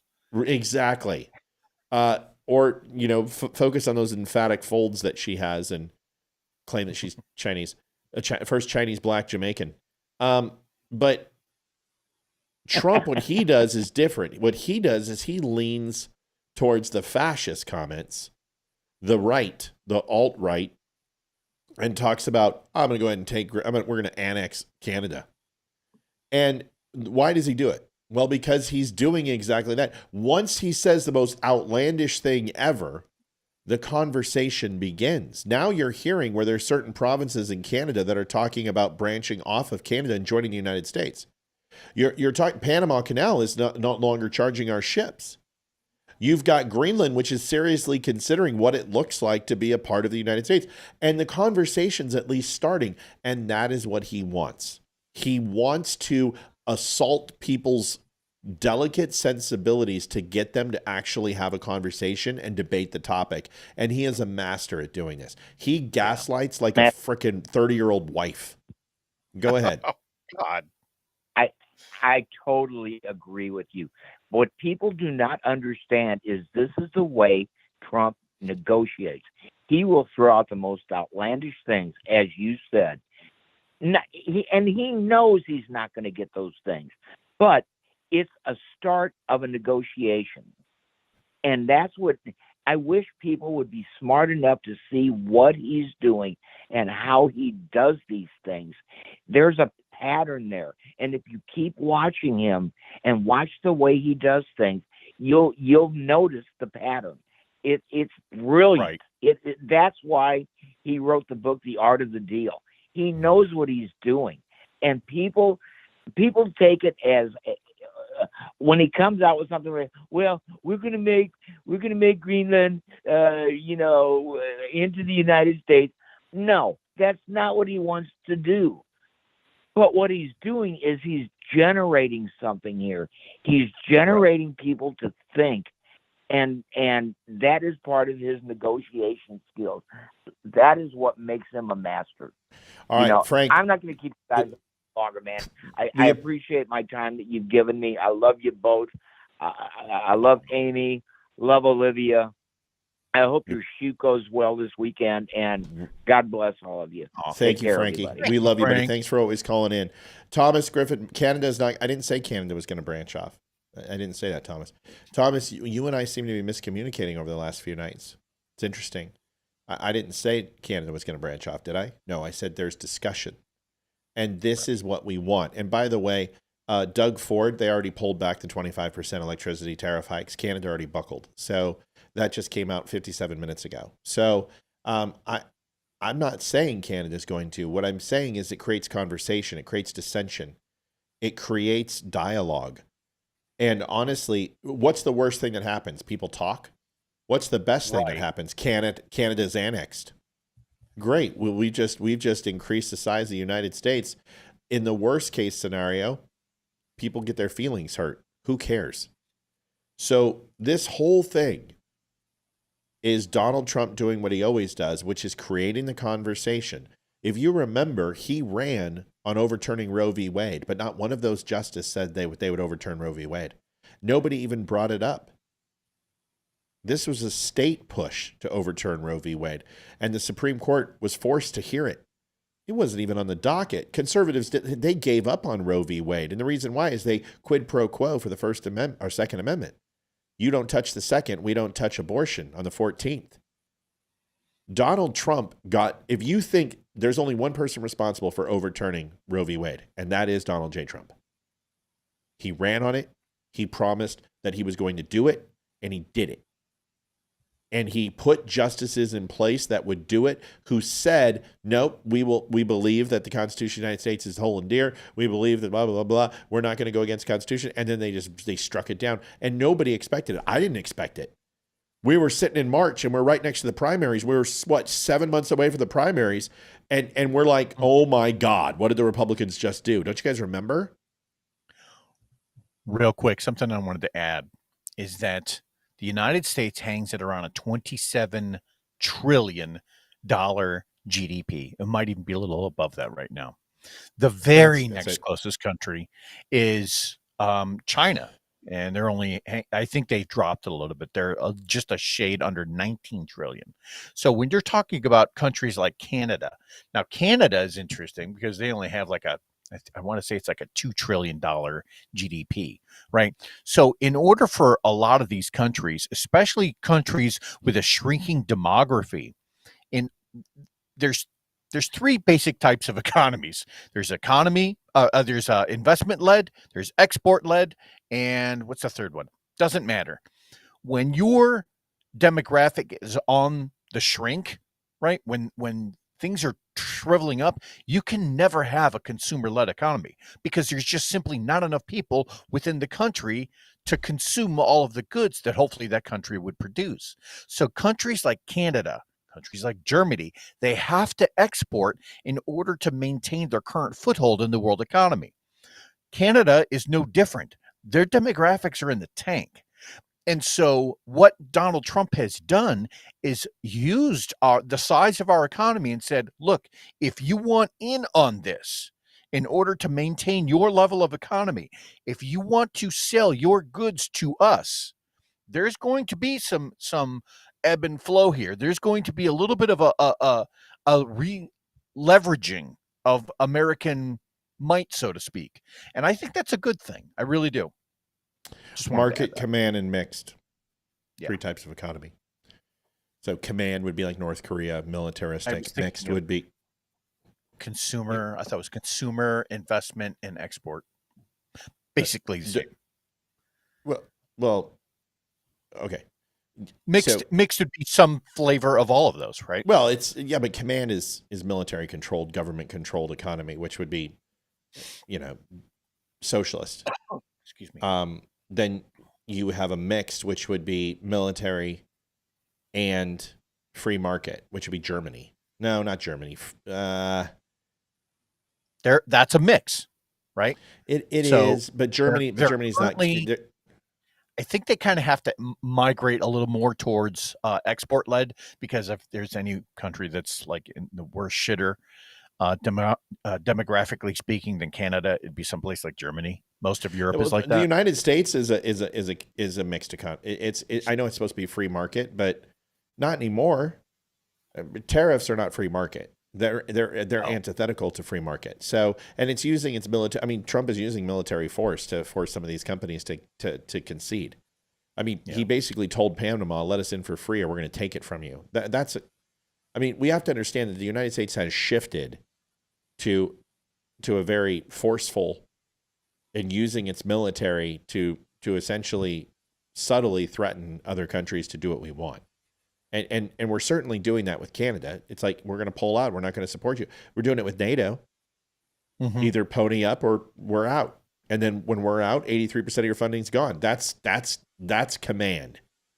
So, and you know what? I'm fine with it. I listen, a little bit of totalitarian attitude isn't going to hurt anybody, as long as that's not your form of government. But if he wants to be an ultra nationalist, then good for him. Do it. Well, because that authoritarian piece that you're speaking of is just with regard to how other countries partake in our economy. It's not necessarily how he treats Americans. It's just how he deals with everyone else, and that's fine. Yet. Folks, C-Block is up. The Dumb Show is built on real conversations, raw, unfiltered, and fearless. Big Tech didn't like that. Facebook pulled our funding, tried to shut us down. But for over a year, you, our incredible viewers, have kept us going. Your support, your donations, your time, it all matters. Most of you spend 10 plus hours a week with us. Compare that to Netflix, maybe 5 hours a month. We believe we're worth that time. And we hope you do too. But listen, we don't want giving to feel like a burden. We want it to feel good. So take a second to ensure you're in a good spot. If you're in a place to give, that will be amazing.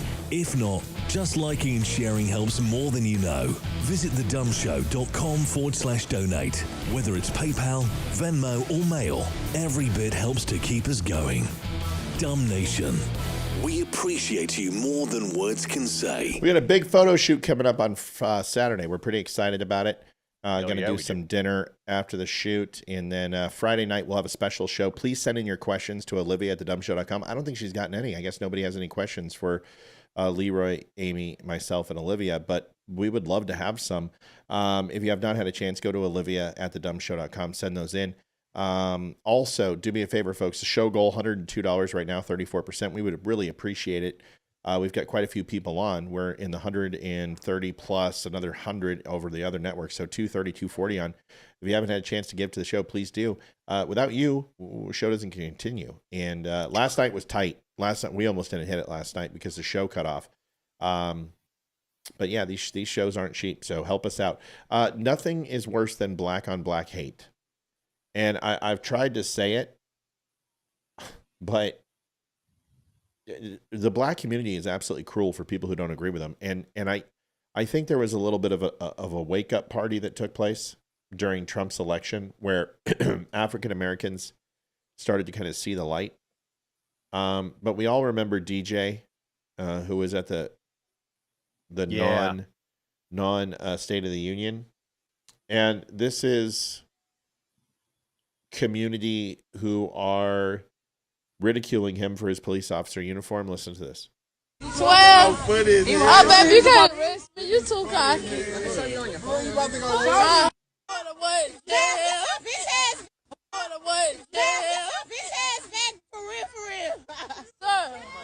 Why are you making fun of them? Hold on, dude. They can't hear.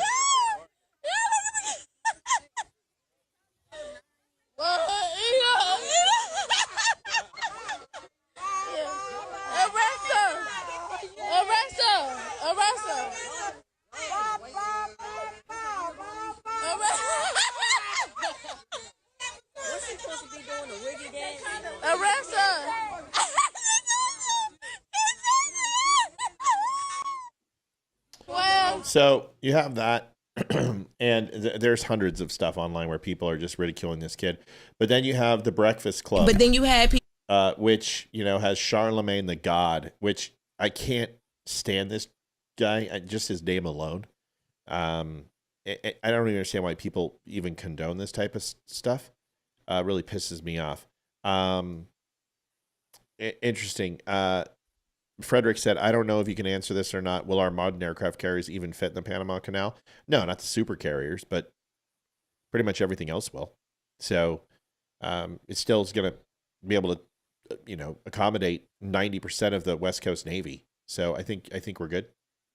But no, a super carrier won't fit through the Panama Canal. But that doesn't mean we can't make upgrades to it. Doesn't mean we can't make changes to it. Doesn't mean we can't reinvest in it. But those people have to pull their heads out of their ass. Here is this. This is disgusting, dude. Good luck on this. Effective stunt. It was so effective, right? But then you had people arguing, okay, this was race baiting. This little black boy shouldn't have been used as a prop. And I'm like, are y'all He's black? Whatever. He's a person of color, obviously. Okay. So I don't know his exact ethnicity. But when I saw that, his head was nappy. His head was not nappy at all. It wasn't. He was black. The dad, You think he was black? His dad was black. His dad was holding him up. I don't know if that was his dad, but yeah, it seemed like that was his dad. I just don't think little boy was black. His hair wasn't nappy. I mean, it was patchy, but it wasn't nappy. Well, it was very effective. I'm not gonna lie to you niggas. So here's my problem. If anyone spoke about a black person that way who was white, that person would be run out of town. And second, just because y'all don't know who your dad is doesn't mean he doesn't. Is that racist? Leroy would like to get your opinion on Charlemagne the God and his crew. It's funny. Literally today at work, there's a real sweet lady who I work with, happens to be a woman of color. And we were talking about it, and I didn't even bring it up. She did. And she goes, black people are some of the worst racists. I was like, well, what do you mean? And then she, kind of gave her example, and then I was forced to retort. And I can recall working a retail job where I was in the inner city and absolutely heard some of the worst. Like, there's an actual hierarchy within the black community. If you are a lighter skinned black person, you seem to be held in a higher regard than someone who is a much darker skin. And I just found that to be, and that's probably not a universal truth, but it is certainly true in some, circles. And I just find that to be fascinating. Like, for as many times as we get told that only white people can be racist, I'm like, yeah, that's not true at all. Bullshit. Andrew Smith, somebody ban him. She doesn't want to be your friend, dude. She's a bull lesbian. So is Kara. Yeah, Karen Vera. She's a lesbian too. JD Stillwell says, had a horrible day business wise. Thanks for the great show to relax you. JD, I'm glad, dude. It's always nice that you come here and watch the show. Yeah, Andrew, Karen's a lesbian too. So is Amy Stamko. You're barking up the wrong tree, bro. And dude, do you think you can get a picture where you don't look like Bill Walsh? I mean, seriously, dude, if you're going to try to suck these women in and spend all their Social Security checks, even though they're not on Social Security checks, can you just do something better? You suck. What a douche plow.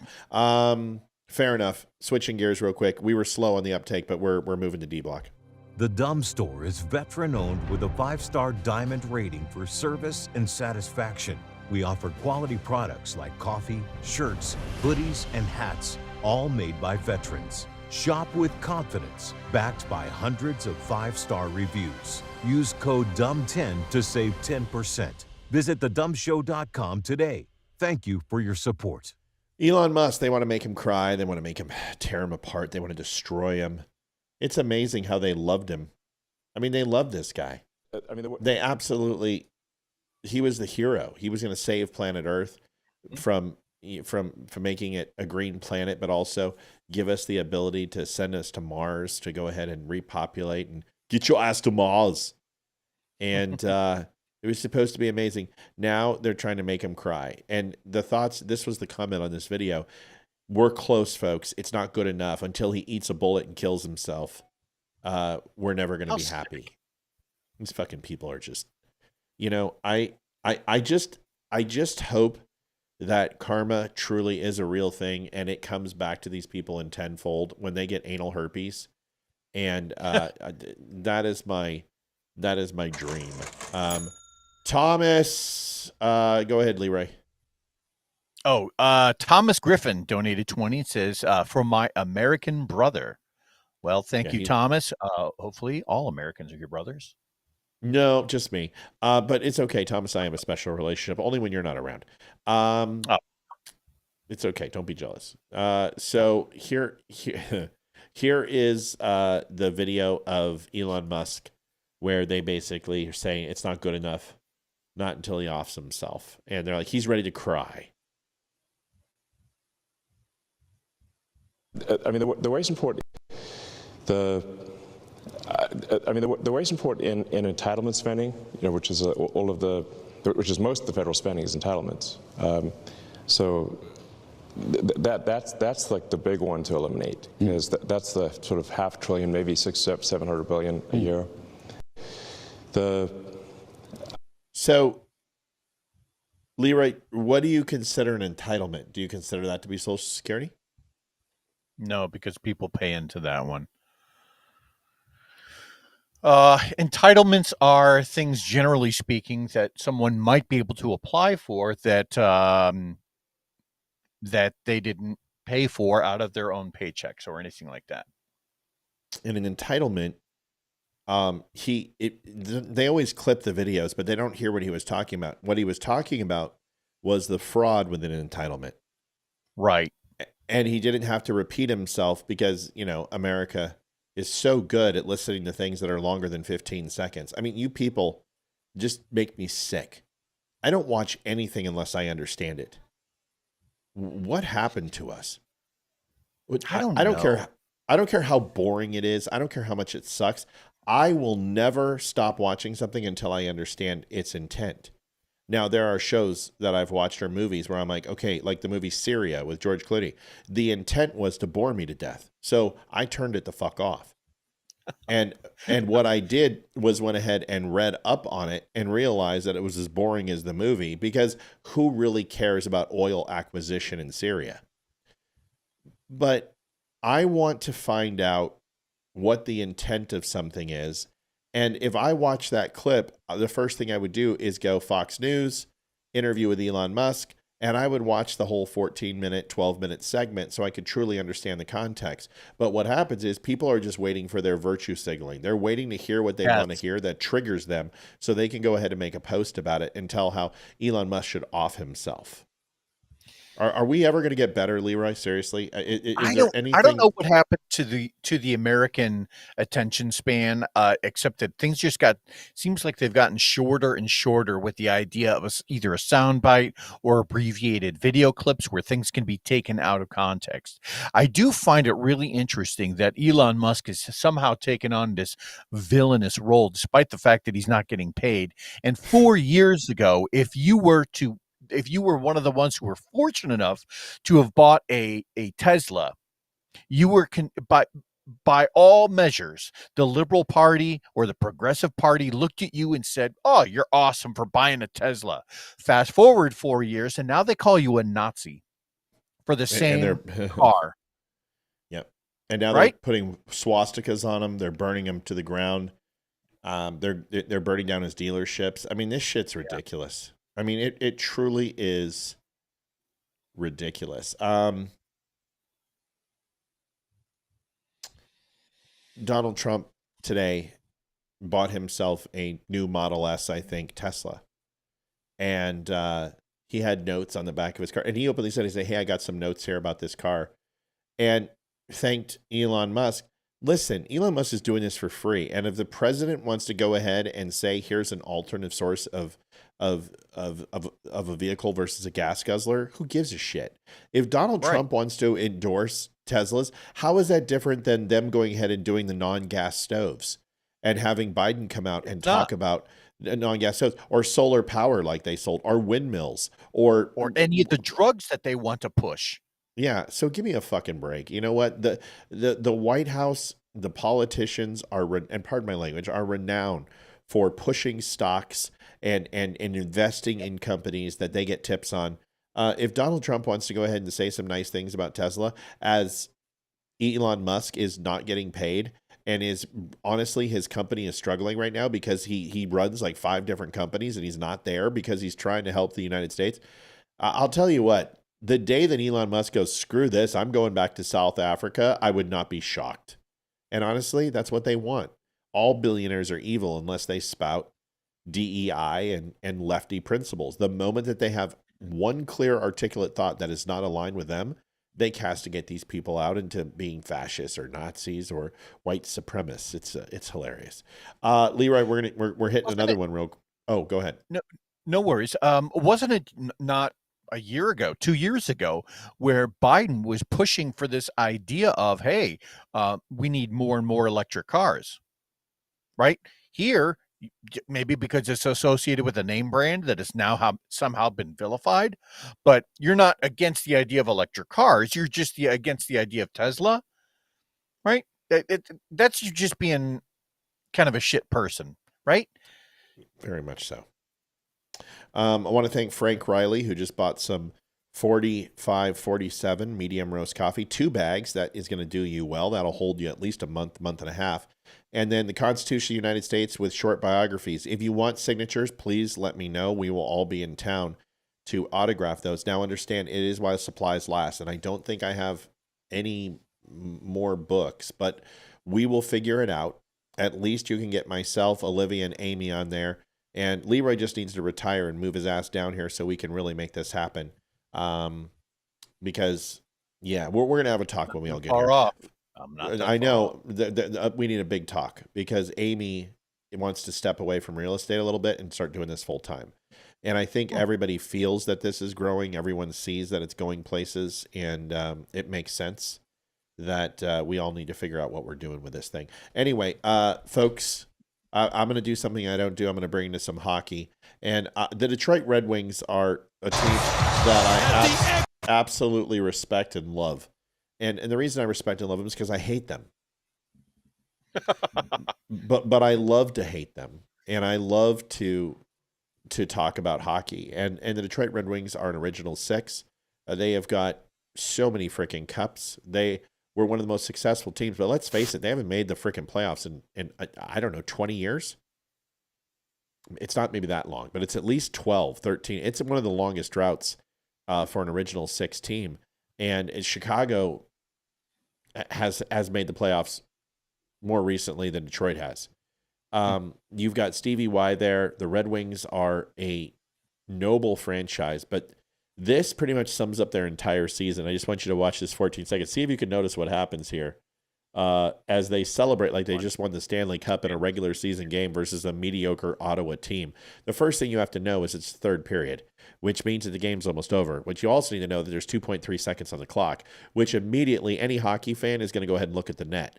The last thing you need to know is that Detroit's going to win the faceoff, and they've got 49 shots, so you know that there's going to be a shot on goal.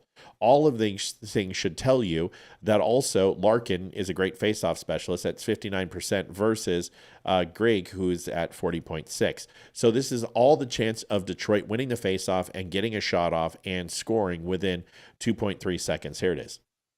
Fought for, loose, out in front, a chance, and he scores! But then I want you to look at the lower left-hand portion of the ref and his arms. That doesn't mean, I believe I can fly. It means he's waving off the goal.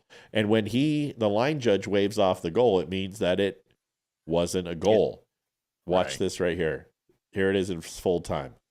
Fought for, loose, out in front, a chance, and he scores! Lucas Raymond beats the clock!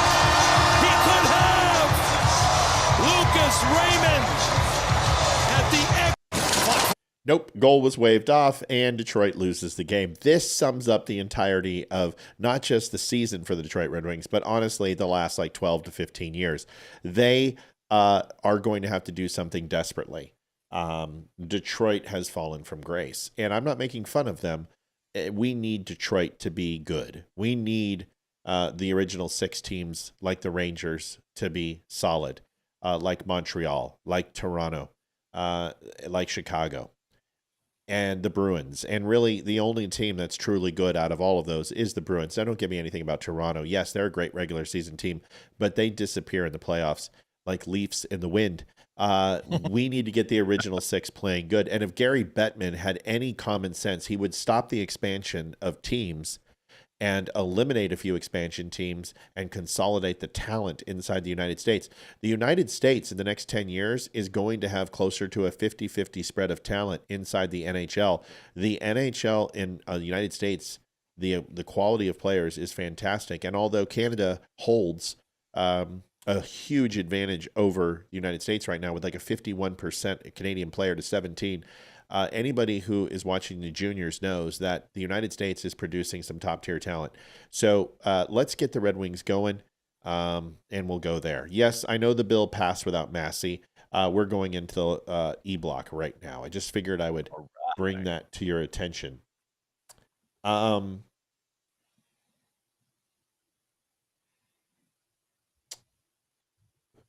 This is an interesting one. I can tell already. Yeah, because I wanna play this. Okay, this is what I'll do. I'm not gonna say anything, but I didn't want to show this picture because if I showed this picture, I was worried that you would know what to expect from the video. But I think we're gonna be okay. This is Sarah Stock, formerly Ontario-based Canadian American. She joined Rebel News in 2022, where she worked behind the scenes before reporting on the streets of Toronto in 2024. Now Sarah is located in Southern California, where she reports for Rebel part-time and studies political science. A lot of people know who she is. I've seen her around the internet. But this is an exchange that she had with Sam Cedar, who just recently seems to be an up-and-coming Democrat. I think they're trying to make him the new Joe Rogan, and trust me, he's not. But Sam Cedar has been going, he went against Benny Johnson. A lot of people said that he undressed Benny Johnson, and that's not that hard. But see what you think about this and see if you can get through some of the oh my God moments in order to listen to what she has to say, okay? Take a listen, Leeroy. I want to get your reaction. This is a good one. This is the one that's going to pique your curiosity. Identity. White. So your argument is that has been the dominant culture. Just to be and clear, we're not letting. Utah Hockey Club is a great pair of third and second liners without any really high end talent. Tanev is a good pickup. I think Utah is a first round exit, possibly a first round upsetter into a second round exit. I still think they're 2 to 3 years away. They don't have the scoring depth right now. They're very much resemble the Vegas Golden Knights in their second year, what they were in their first year. And I imagine that in the next 2 to 3 years, they will be challenging for a cup. Utah Hockey Club has a lot of talent. But don't get over your skis. There's a lot of weak teams in the West, and they feast on those weaker teams. People assimilate to that. We're saying you should keep your culture, and this is why our culture is so divided. Your argument is that Trump is good for those who want a dominant white European culture. I mean, that is what America is. It's rooted in European identity and Christian values. That's what it has been. Would you really disagree with that? What is it then if that's not the identity of America? Well, I think the identity of America... For the majority of time, America's been a country. You don't think that's been the identity? Well, actually, no. I think actually the identity of America has been, for better or for worse, a melting pot in that regard. Yeah, maybe since like the 1960s. Even then, even we had this idea of a melting pot literally means assimilation too. It means melting. It means you're assimilating to the dominant culture. Is that not what melting means? No, it doesn't mean. And now instead we're saying there's something wrong with xenophobia. Culture. No. I mean, look, I got to be honest with you. You and I have a fundamental disagreement. We will never see eye to eye on this. It's a choice. And I think what you're expressing, though, is really what the Trump movement at its heart is about.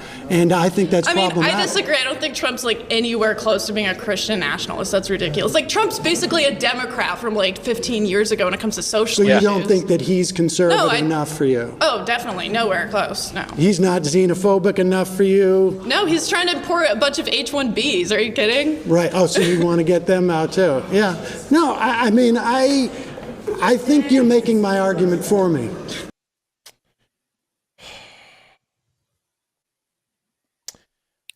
Yeah, see, you had the same look on my face Yeah, the same look that I did on my face when I heard it. And there's so much there that's right.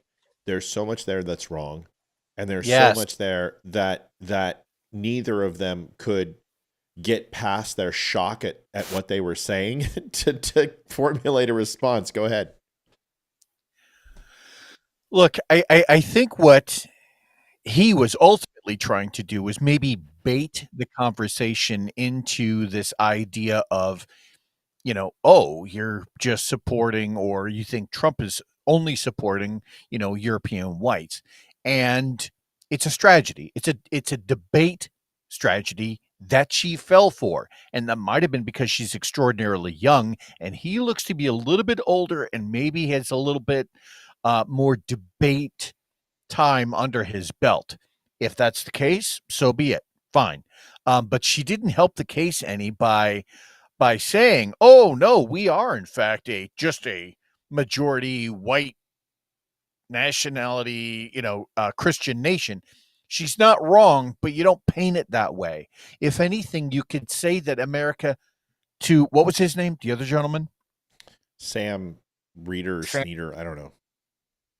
There's a big part of me that says, Sam's not wrong either, in that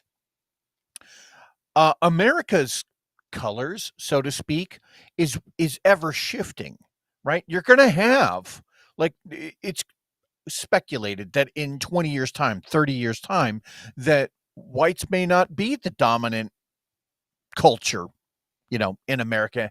And I'm fine with that. I don't give a shit. The whole point is that Americans, by virtue, just the fact that they are Americans means that you're not supposed to look at color. You're not supposed to look at race or nationality, gender, religion. Just by virtue of erasing all of that, right, and just embracing your own individuality, that's what it really means to be an American. And by bringing everything back to this argument of groups, I think is an argument that ultimately is just maybe little baby steps at a time, a little bit further left each and every time. It's a really good point. I don't believe in mincing words. Do I believe that it is in our best interest as white people to not lose our European ties? Oh God. Okay. Let me just say it this way. Do I believe that whites should remain a majority in the United States? Yes. Yeah, I do. Sorry. Do I believe that at the loss of minorities that should take place? No. Do I believe that we can grow do I believe we should grow the black population to 23%? Sure. Do I believe that all needs to come out of the white population? No. I don't. Do I believe that we should replace Christianity as the predominant religion in the United States? No, I don't. But do I think that Muslims and Jews need to suffer because of it? No. What I believe is that the United States, its heritage, is a fundamental part to its success, as much as its constitution, as much as its laws, as much as its culture and its history. But I don't believe you should replace people in order to fulfill some quota. That's fair. An H-1B is a non-citizen visa, folks. It's importing people from different countries on work visas is what it is, who are non-citizens. That's what an H-1B is. It's the things that he wanted to do with when Tesla wanted to bring in programmers from India is what she was talking about. Right. Do I believe that white Anglo-Saxon Protestants are the future? No. But I would be remiss, and here's why. I'll be the most honest white person in the world. Do I want black people to be the majority? No. You want to know why? Because I'm afraid they will treat us like we treated them. That's fair. And we've earned it. We've earned it. Because here's what I know, because I've seen it in the feminist movement. I saw what Barack Obama did. When people who are minorities become a majority, or when they have and can assert power from the majority, they treat the other group exactly the way that they protested being treated. This is the truth. And if you don't think it is, go ahead and look at the Turks. Go look at Syria right now, the way they're treating Christians. Go look at the way that the Kurds were treated by the Sunnis. Go look at the way the Sunnis were treated by the Kurds. Look at the Shias and how they were treated. Go look at what happened in India and Tibet with the way the Chinese massacred and what happened when the Tibetans gained more power and gained more dominance through the United States and India, the way they treated the Chinese and the Mongolians. Folks, do I think I want to homogenize society? No, not at all. But would I be an honest person if I want the fall of white people in the United States? No, I don't, because I'm white. And I happen to like being the majority. And that's a really shitty thing to say. But I have done everything I can in my life to ensure that minorities are treated equally and the same. And I have uplifted more LGBTQ plus people and Mexicans and blacks and every type of religion known to man. I have worked side by side, and I have hired thousands of different race, color, and creeds. And anybody who knows me in retail knows that I do not discriminate based upon color or sexual disposition, whatever. But I'm not going to sit here and tell you, yeah, I want the elimination of the white man in my own country. What are you talking about? Can I add something to that? I think the idea that everyone has a little bit of fear, a little bit of trepidation over, is that in some way, shape, or form, if one group becomes more dominant than the other, that somehow their cultural heritage is at risk. And I think that if you can let go of that idea, if we as Americans can migrate towards an idea of, look, the African American culture, the black culture, will say they have their culture and they should have their culture, and white people have their culture and they should have. Same thing with Chinese people, right? Whatever your ancestry holds, if you choose to hold on to that culture, right, and leverage off of it, good on you. I don't think anybody's culture should be erased. And I think maybe that's probably the crux of the argument there, is that too many people probably think that, oh, well, just one culture might wipe out another. And that's not what America is about. It's about bringing everyone together. All cultures. Yeah, that's nice. But then you take South Africa, and that completely blows the argument apart. You had apartheid in South Africa. 45 years later, whites are being decapitated and hunted down and murdered. So, when people get unfettered power, this is the thing. Westworld. Okay, you ever watch the show Westworld? Yeah, I've seen it. So Westworld is a really great thought experiment in what would human beings do if they were put in a situation that was completely non-organic and completely plastic, but resembled what real life would look like during a certain time period. What would you do? Would you go back and rob banks? Would you go back and be a serial killer? Mm-hmm. Would you cheat on your wife? Would you fornicate? Would you screw kids? And what they found in this thought experiment in the show Westworld, which is excellent if you haven't seen it, is the thought experiment is people will be at their worst when there are no repercussions for what they do. We're seeing that in society today. Without the fear of God, we're seeing people regress to a primal instinct to be godless, which we know why the Old Testament was conceived and written, was the days of Sodom and Gomorrah, and a God that was not necessarily a compassionate God, but was one of fire and brimstone. So we're seeing this. So here's my testament. What would I do in Westworld? I would want them to create my bullies from high school, and I'd want to murder all of them. And I would do it with no second thought. And I would hunt them down. I would collect them like Dexter and torture them mercilessly. That is, now people are like, how can you say that? Well, because I'm an honest person. What's your sin?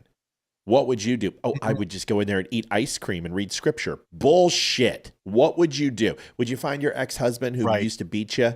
Would you find the guy who touched you wrong when you were a kid? What would you do? It's funny that all of those. Well, hold on, you got to tell me what you would do. You got to tell me what you would do. Then you can tell me whatever the hell you want. You got to be honest. What would you do in Westworld? What would you do that was just against the law, against God's law, against humanity's law? What would you do? Take a second. There's no rush. Yeah, and while I'm thinking about it, I only say that to while I'm thinking about this, I'll say this. We had a conversation about like authoritarianism in the car, and it ultimately brings up the question of what would you do if you were in charge? Right. If you had ultimate control over the entire society, what would you do? Oh, I know what I would do, but that's not. I mean, I think in the idea of Westworld where nothing was off limits, right? I would. It doesn't necessarily have to be nefarious in nature. You would try heroin. You would, or fucking would you would chase the dragon. Would I, become a woman chaser or fly aircraft? Would I travel to other worlds? Would I, whatever the case is. I think that really depends. Your flavors could change through, how many times throughout the course of a week. It's a hard question to answer. It's it really because is. it makes you check your soul. Yeah. Like screwing women, I've already done that. Having money and just blowing it, I've done that. Being poor and meek, I've done that. Being the guy that gets into fights and I've done that shit. Being a person who is addicted to drugs. But I would want to seek punishment on the people who hurt me the worst. I think I would just want to live like I was rich. But that's weak. That's so weak. That's weak. I don't think so. That is weak. That's like saying when they say, what opportunities do you have in an interview? And you're like, time management and taking work-life balance seriously. Those are so weak. I mean, obscenely rich. Okay. You mean stepping on the backs of the poor. No, that's not what stealing that means. from other people. That's the way you do it. Tony Stark levels of screw you, Rich. Screw you, Rich. Yeah. Like I would buy a money. water tower and turn it into a house with a helipad. That kind of ridiculous. You would never share it though, right? You would never do any humanitarian work in this world. You would just keep it all for yourself. You would be the golden dragon, like Rygor or some shit where you in a collect your hoard. Westworld type scenario. Yeah, that's right. Yeah. Okay. So would you strong arm people to gain more money and property? Come on, you got to go to the evil side. There's got to be something dark. Would you dress all in black? Would you blow up a train in order to save your gold mine and kill a bunch of innocent people? Oh man, I mean, if it was a Westworld where nobody was getting hurt, then But this is where you have to ask yourself these questions, because Freud says our fantasies are actually our realities if only they were possible. So you have to ask yourself the question, what would you do? And I know I would hunt down the people who hurt me. I would. And I would seek the punishment to do whatever I wanted. And that's that, or I would be an assassin or something. I know that I would do something that is like chaotic good. Mm-hmm. I would do chaotic good. And I know that because it's not that I'm a homicidal maniac. It just knows that I have a value system that would go away in that world because there's no repercussions. So the reason I say this is because there's people in society who have done that. Yeah. Who believe that this world that we're in has no moral qualms with doing whatever you can to survive, with stepping on the backs, with doing some of the most horrific shit, being a slut, being a gambler, spending your kids' inheritance or their college fund, or diddling children. There are people there without the moral compass. And that is why it's so hard for people like you and me to answer that question, because we are guided by principle. The people that have really embraced the idea of technology in the last 20, 30 years, ever since the movie Lawnmower Man, really. What a good movie. Who have taken on this idea of, are we really living, like, is this truly me, or are we living in a virtual simulation? I think the people that accept that, in some way, shape, or form, have justified that type of behavior. I think that because they're of the opinion that nothing that we're doing is actually happening, so it helps them justify like this whole idea of, oh, well, I can be the Zodiac killer, and they don't give disconnected reality. Yes. Yeah. Disconnected reality. Yep. And it's 100%. That's why I love these conversations, folks. We're at 47% of our show goal, and we're already in overtime. This gets exhausting. God, I know everyone likes to do it at the end, but can I tell you, I hate it. I really do. Like, I would rather just make 300 every night, and we've been like pushing 500 or 600 because everyone waits to the end. Honestly, it's much better on my psyche when I don't have to worry about it. So if you're one of those people who just wait till the end, please don't anymore. Please just give right away so we can just stop talking about it. I'd rather make less money than not sit here and be like, oh my God, we're not going to get it yet. You know, we got a lot of plans for the future, but Chuck Peterson has already said he's going to do some amazing things for us when we get done with this photo shoot. We're going to have a huge episode. All 4 of us are going to be on. We're going to do a huge fundraiser, and he's going to match whatever we raise. But we've got a lot of plans for the future, and your help keeping this show real it's not to keep us going in status quo. Your funds, your donations has helped this show gain almost 37,000 followers this year. We've seen an increase in our overall viewership on our live shows. I just got contacted by 2 major companies today to do advertising on our show who I'm working out with. And they said, send me a price sheet, send me a press kit. We want to start advertising on your show. Folks, things are happening. That's awesome.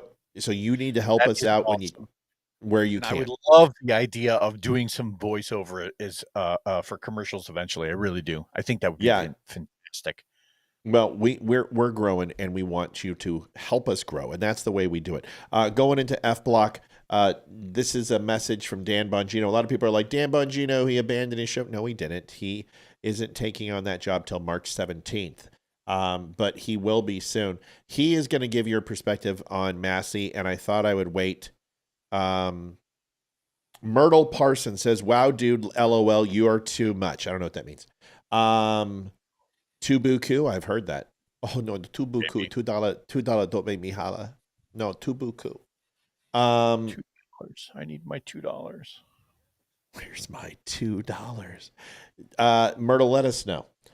Here is Dan Bongino and his take on Thomas Massie. This is pretty good stuff. Bobby Richardson donated $77.74. Love you all. We love you too, Bobby. Thank you. 73% to goal. Bobby, you're the best. Here is Dan Bongino's take on Thomas Massie. Go. This was just sent to me.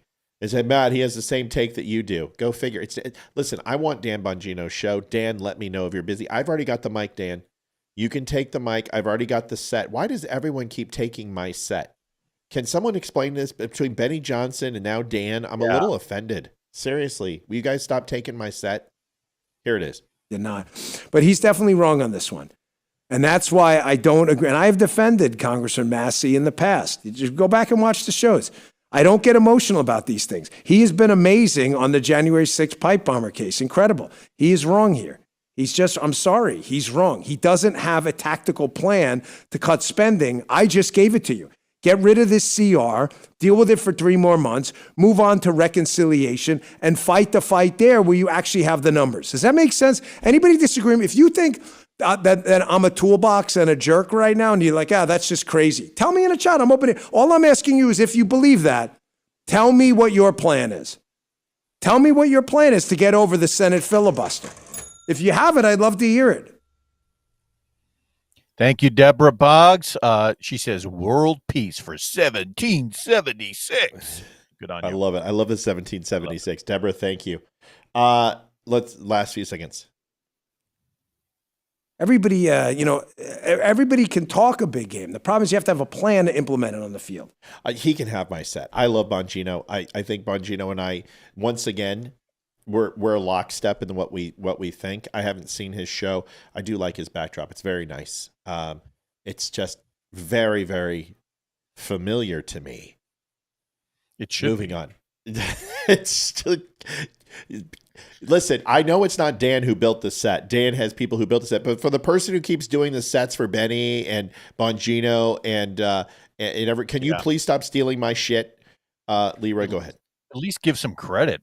Jeez. Yeah, well, no, I'm just kidding. What do you think? What do you think, Leroy? What are your thoughts on Dan? No, I think you guys are spot on. I think it's fair, right, to criticize somebody who should maybe fall in line with the idea. He was the first one who brought it up. Like, again, when you Google Thomas Massie, you come up with this idea of fiscal responsibility, but he's all for what? He doesn't want to shut the government down. He doesn't want to raise the debt limit. Like, pick a lane, dude. Something. Yeah. I think Dan's on point. He even says, I agree with Tom. It's amazing when people really like somebody. I did it. They apologize for them before they say what they're going to say. You know what? You're a much better friend if you just say what you're going to say. And I should have done that. It's usually my rule is I don't sit here and butter you up before I tell you the truth. You know, like I'm more like Myrtle. Wow, dude. Lots of laughs. You are too much. It's YOU apostrophe RE, by the way. You're too much. You haven't mastered that yet. I totally agree with Dan. Glenn said this whole thing was too dramatic. It was needed, but it's like a hatchet job in how they are cutting employees. I don't think so. There's a level. I do agree with that to a certain extent. Okay, why? What we currently have going on within the government, at least from, and this is anecdotal evidence. This is not an umbrella statement. Okay, anecdotally, I have personally seen 4 of the best analysts that I have ever worked with who went from contracting, got picked up by the government because they fell under that 2-year window. They're still considered probationary, and all 4 of them were sweating bullets. They were told, "Hey, look, you're not going to have a job," even though do they have a job. They do now, so far. Well, but see, isn't that all the hyperbole and all the sky is falling bullshit? And everyone's again, anecdotal, not umbrella statement, but I mean that's one of the concerns, right? I know, but they didn't lose their job. That's like telling me a story that someone was afraid they had AIDS and then, wound up they didn't have AIDS, and they've written a book and they've decided to quit their job and create a self-help center for AIDS research when they don't have AIDS. So, well, I think the final messaging that's supposed to come out for that comes out in 2 more days. So, but are they provisional employees? Yes. Well, then here's the thing. It says in any federal contract, anyone that you've signed and I've signed, that provisional and probationary employment is just that. And it will be renewed upon based upon need and performance and everything else and evaluations. So I understand this isn't the first time the United States government has fired provisional and probationary employees. Clinton fired a shit ton. So did Obama. So did Bush. They've all done it. It's just a matter of, it sucks, but listen, here's why I'm not complaining. Can I show you this? And we are officially in overtime, folks. We are at 219.74 and 73% to goal. Let's crush this son of a gun. Here's a little thing you want to see. Eggs. All the way up to $8.25, dropped down to $6.37. Let's take a look at retail gas prices. Holy crap. They said it was impossible to get down to this price level. Built up on the base the other day for $2.50. Yep. $3.19 is the national average. Folks, go back to July 24, where it was $3.75. Go back to when it was $5 or $6, $7. Go back even to 2021, where for a second. Keep that up there. Yeah. Don't move. I can just send it to you. I'll tell you when you can. Just give me a second. Oh my God. Just let me send it to you. And you're good. Got it. Okay. So that is a huge bonus, but here's the real one that I wanted to show you. This is Truflation. And this is national index. And if you take a look, it is the lowest it has been, and you can go all the way back to April. But we are now sitting at a national average of 1.35. Argentina's at 52.2. India's at 3.3. The UK is at 267. Do you think this is an accident? Do you think that this just happens? Because it certainly didn't happen all the way through here. And remember, this is slowing the growth of inflation, but this doesn't stop the damage that Joe Biden did. We are up over 26% since his presidency. Prices have not come down. If we can just stop inflation, now we can start working on prices coming down. And certain things won't. There are certain goods in America where prices will never come down. But there are other things we can. We have to get fair trade. That is the thing right now. We have got to stop paying these exuberant tariffs from Canada. The horrible negotiations we have with China. We need to have our currency be something that they invest in. And the only way to do that is to make the cost of business be more difficult than moving here. And if these companies move here, we will then have competition and the free market will be able to work. And the United States will always have the advantage if companies will come here and start to build. Then we can start creating competition. We can't compete with foreign and cheap labor. It's impossible. We can't compete with leases. We can't compete with material costs. You just can't do it overseas. But if you make the businesses in the United States, we can do that better than anybody. It's a pretty simple process. Once again, you make energy cheap, everything goes down in price. Will we ever be 2019 again? No. COVID changed the world. But and Joe Biden destroyed the United States and the economy that we had. Can we get back down to 0.72 inflation and stop the bleeding and then reinvest in the United States, have deregulation on all these horrible fucking things that stop us from having the #1 small business growth in the world? The answer is yes. Yeah, if you absolutely. trust Trump, he'll do it. He's already done it once. He'll do it again. Go ahead. I think it goes even beyond. I think it even goes beyond Trump, and certainly you're not wrong. Okay, I'm not disparaging Trump in any way, shape, or form. His current plans are absolutely the fertilizer that is needed for a strong economy. However, and we've talked about this on the show before, there are also certain geographic advantages that the U.S. has that the rest of the world just simply does not. It will always cost us less to move goods from place to place by virtue of the greater Mississippi Basin. It's always been cheaper to float things than it is to drive them around on a road. And the United States has more integrated interconnected waterways than every other country on the planet combined. And so it will always cost us less to move goods. That's a huge advantage when you're talking about the growth of businesses or agriculture, things like that. But yeah, you're right. Trump is absolutely a great thing for the economy. And that's evident in the graphics that you just put up with eggs falling, the price of eggs falling, the price of gas falling. I'm all for it. Listen, a good question by Thomas. Matt, what is your take on cheap Canadian dollar while raising the tariffs? Well, they cancel each other out.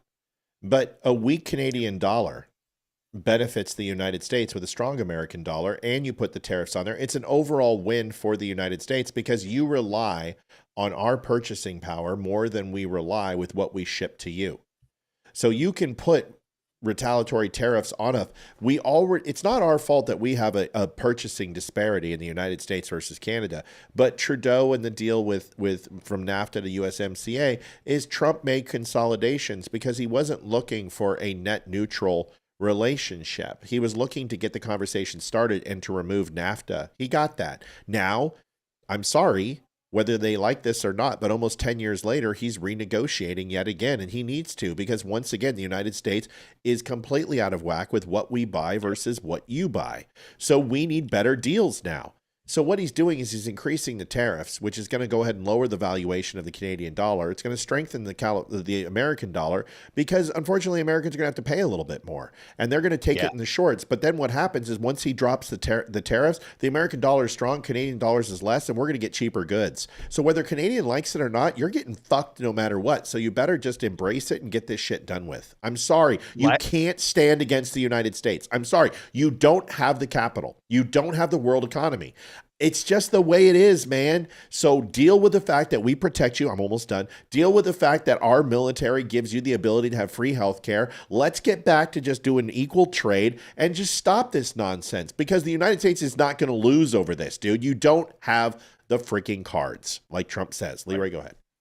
Well, and when you say the cards, we're talking about input to an economy. In order for you to make a profit, i.e. Mexico or Canada, in order to sell your goods, you have to have access to the U.S. market. And why is that important? U.S. imports last year were $3.1 trillion. Exports were only $2.5 trillion. So there's a disparity there. And all Trump is saying is, hey, if we're really trying to go for equality here, then you guys should maybe be buying as much as we sell, or vice versa. I don't know that I worded that correctly. You get my point, is that there's a disparity and Trump is trying to even it out. Yeah, and when people, and Thomas, for example, it cost me $30 to donate to your show, right? It's the reason we have cheap dollars to attract the business from the USA. I understand, but then what you do is you attract that business and you still apply these ridiculous tariffs onto the United States. You have 5,792 pages of tariffs against the United States that you've levied. And yes, we understand those agreements, but shouldn't there be some sort of balance to that?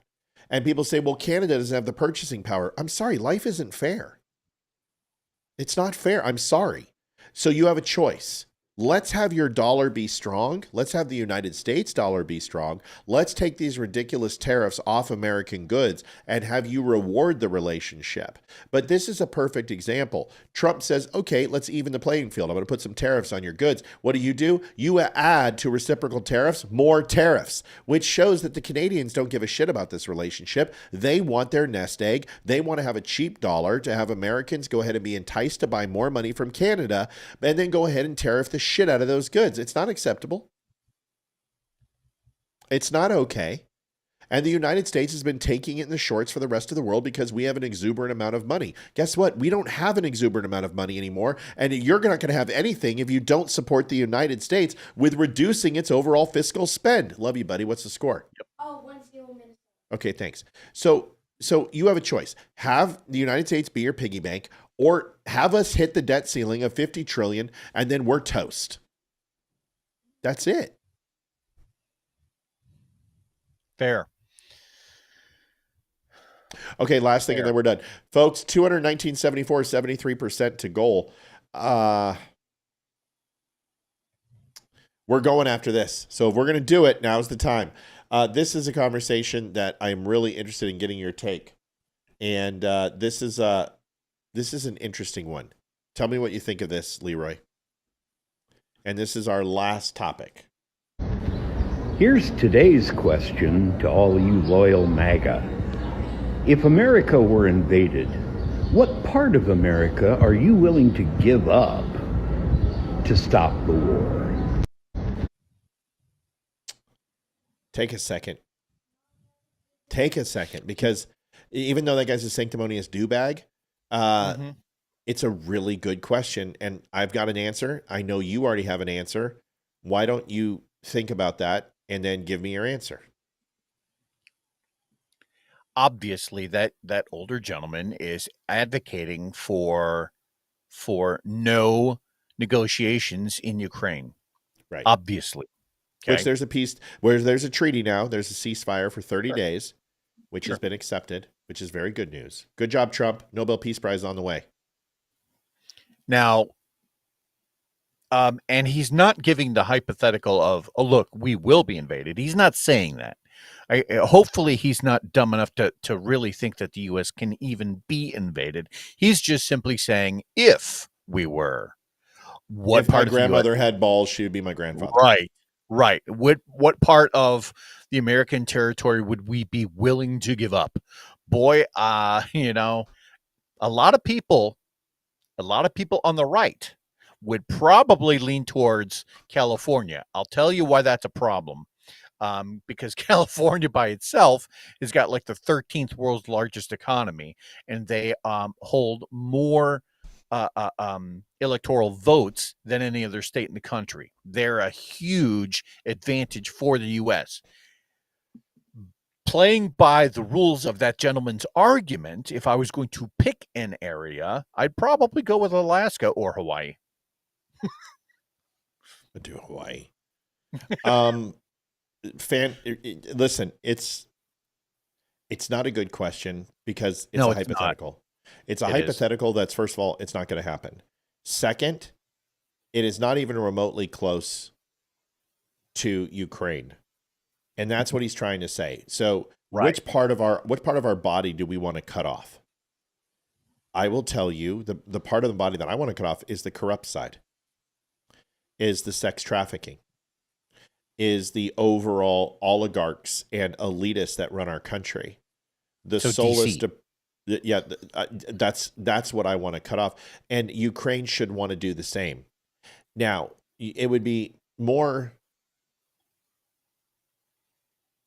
apropos for you to ask the question during the Civil War, which state would we want to have given up? And then that is a question where we can start messing around with the Mason-Dixon line, or whether it be Virginia or whether it be Georgia, or create a separation with Louisiana, and maybe throw a bone of taking the Louisiana Purchase and giving it to the South, whatever, because that would be more of a State of the Union of Ukraine. Ukraine was in a civil war.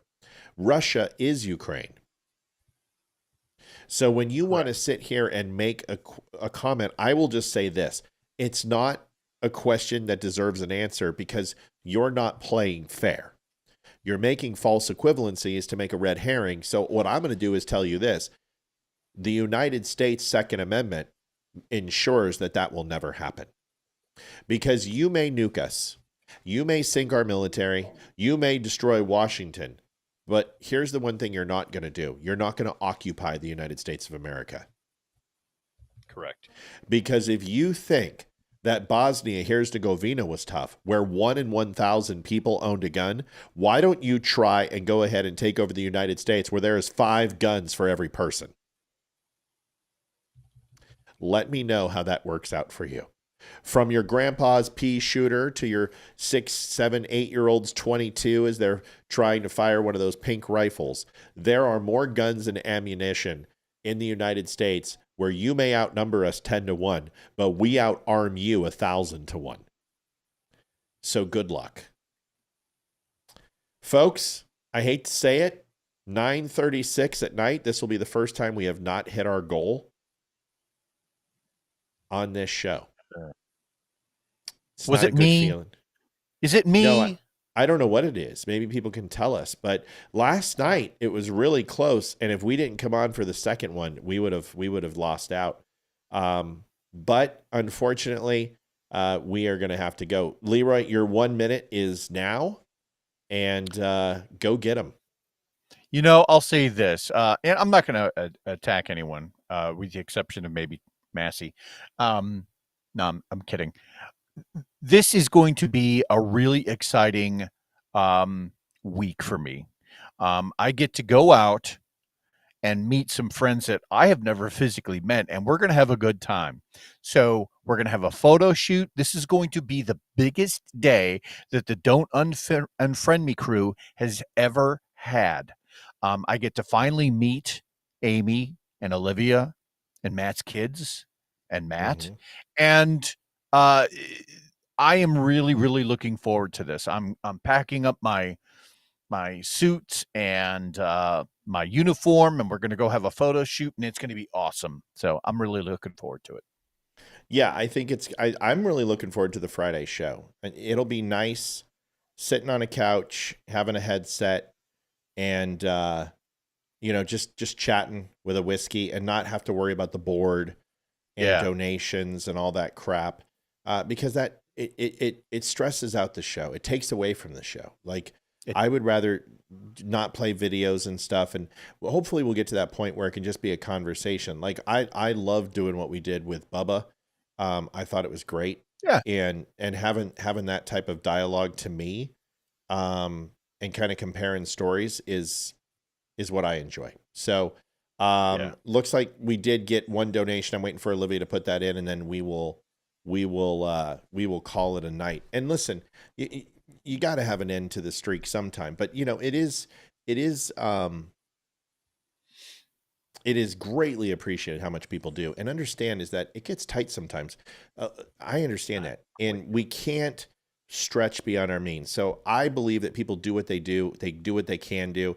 We had an amazing 1 year of this where we hit our goal. And now we reset and we get to do it again. It's like the old thing at the 200. Joanne says, because why not? She says, thank you, Joanne. I love her. Thank you, Joanne. It's so much easier to start over. There's a level of disappointment, but if you look at like the 372 days without an accident at work, and then you get that accident, and everyone's bummed out, and then you just start over and you go for a new goal. Same thing. People were asking about Ash.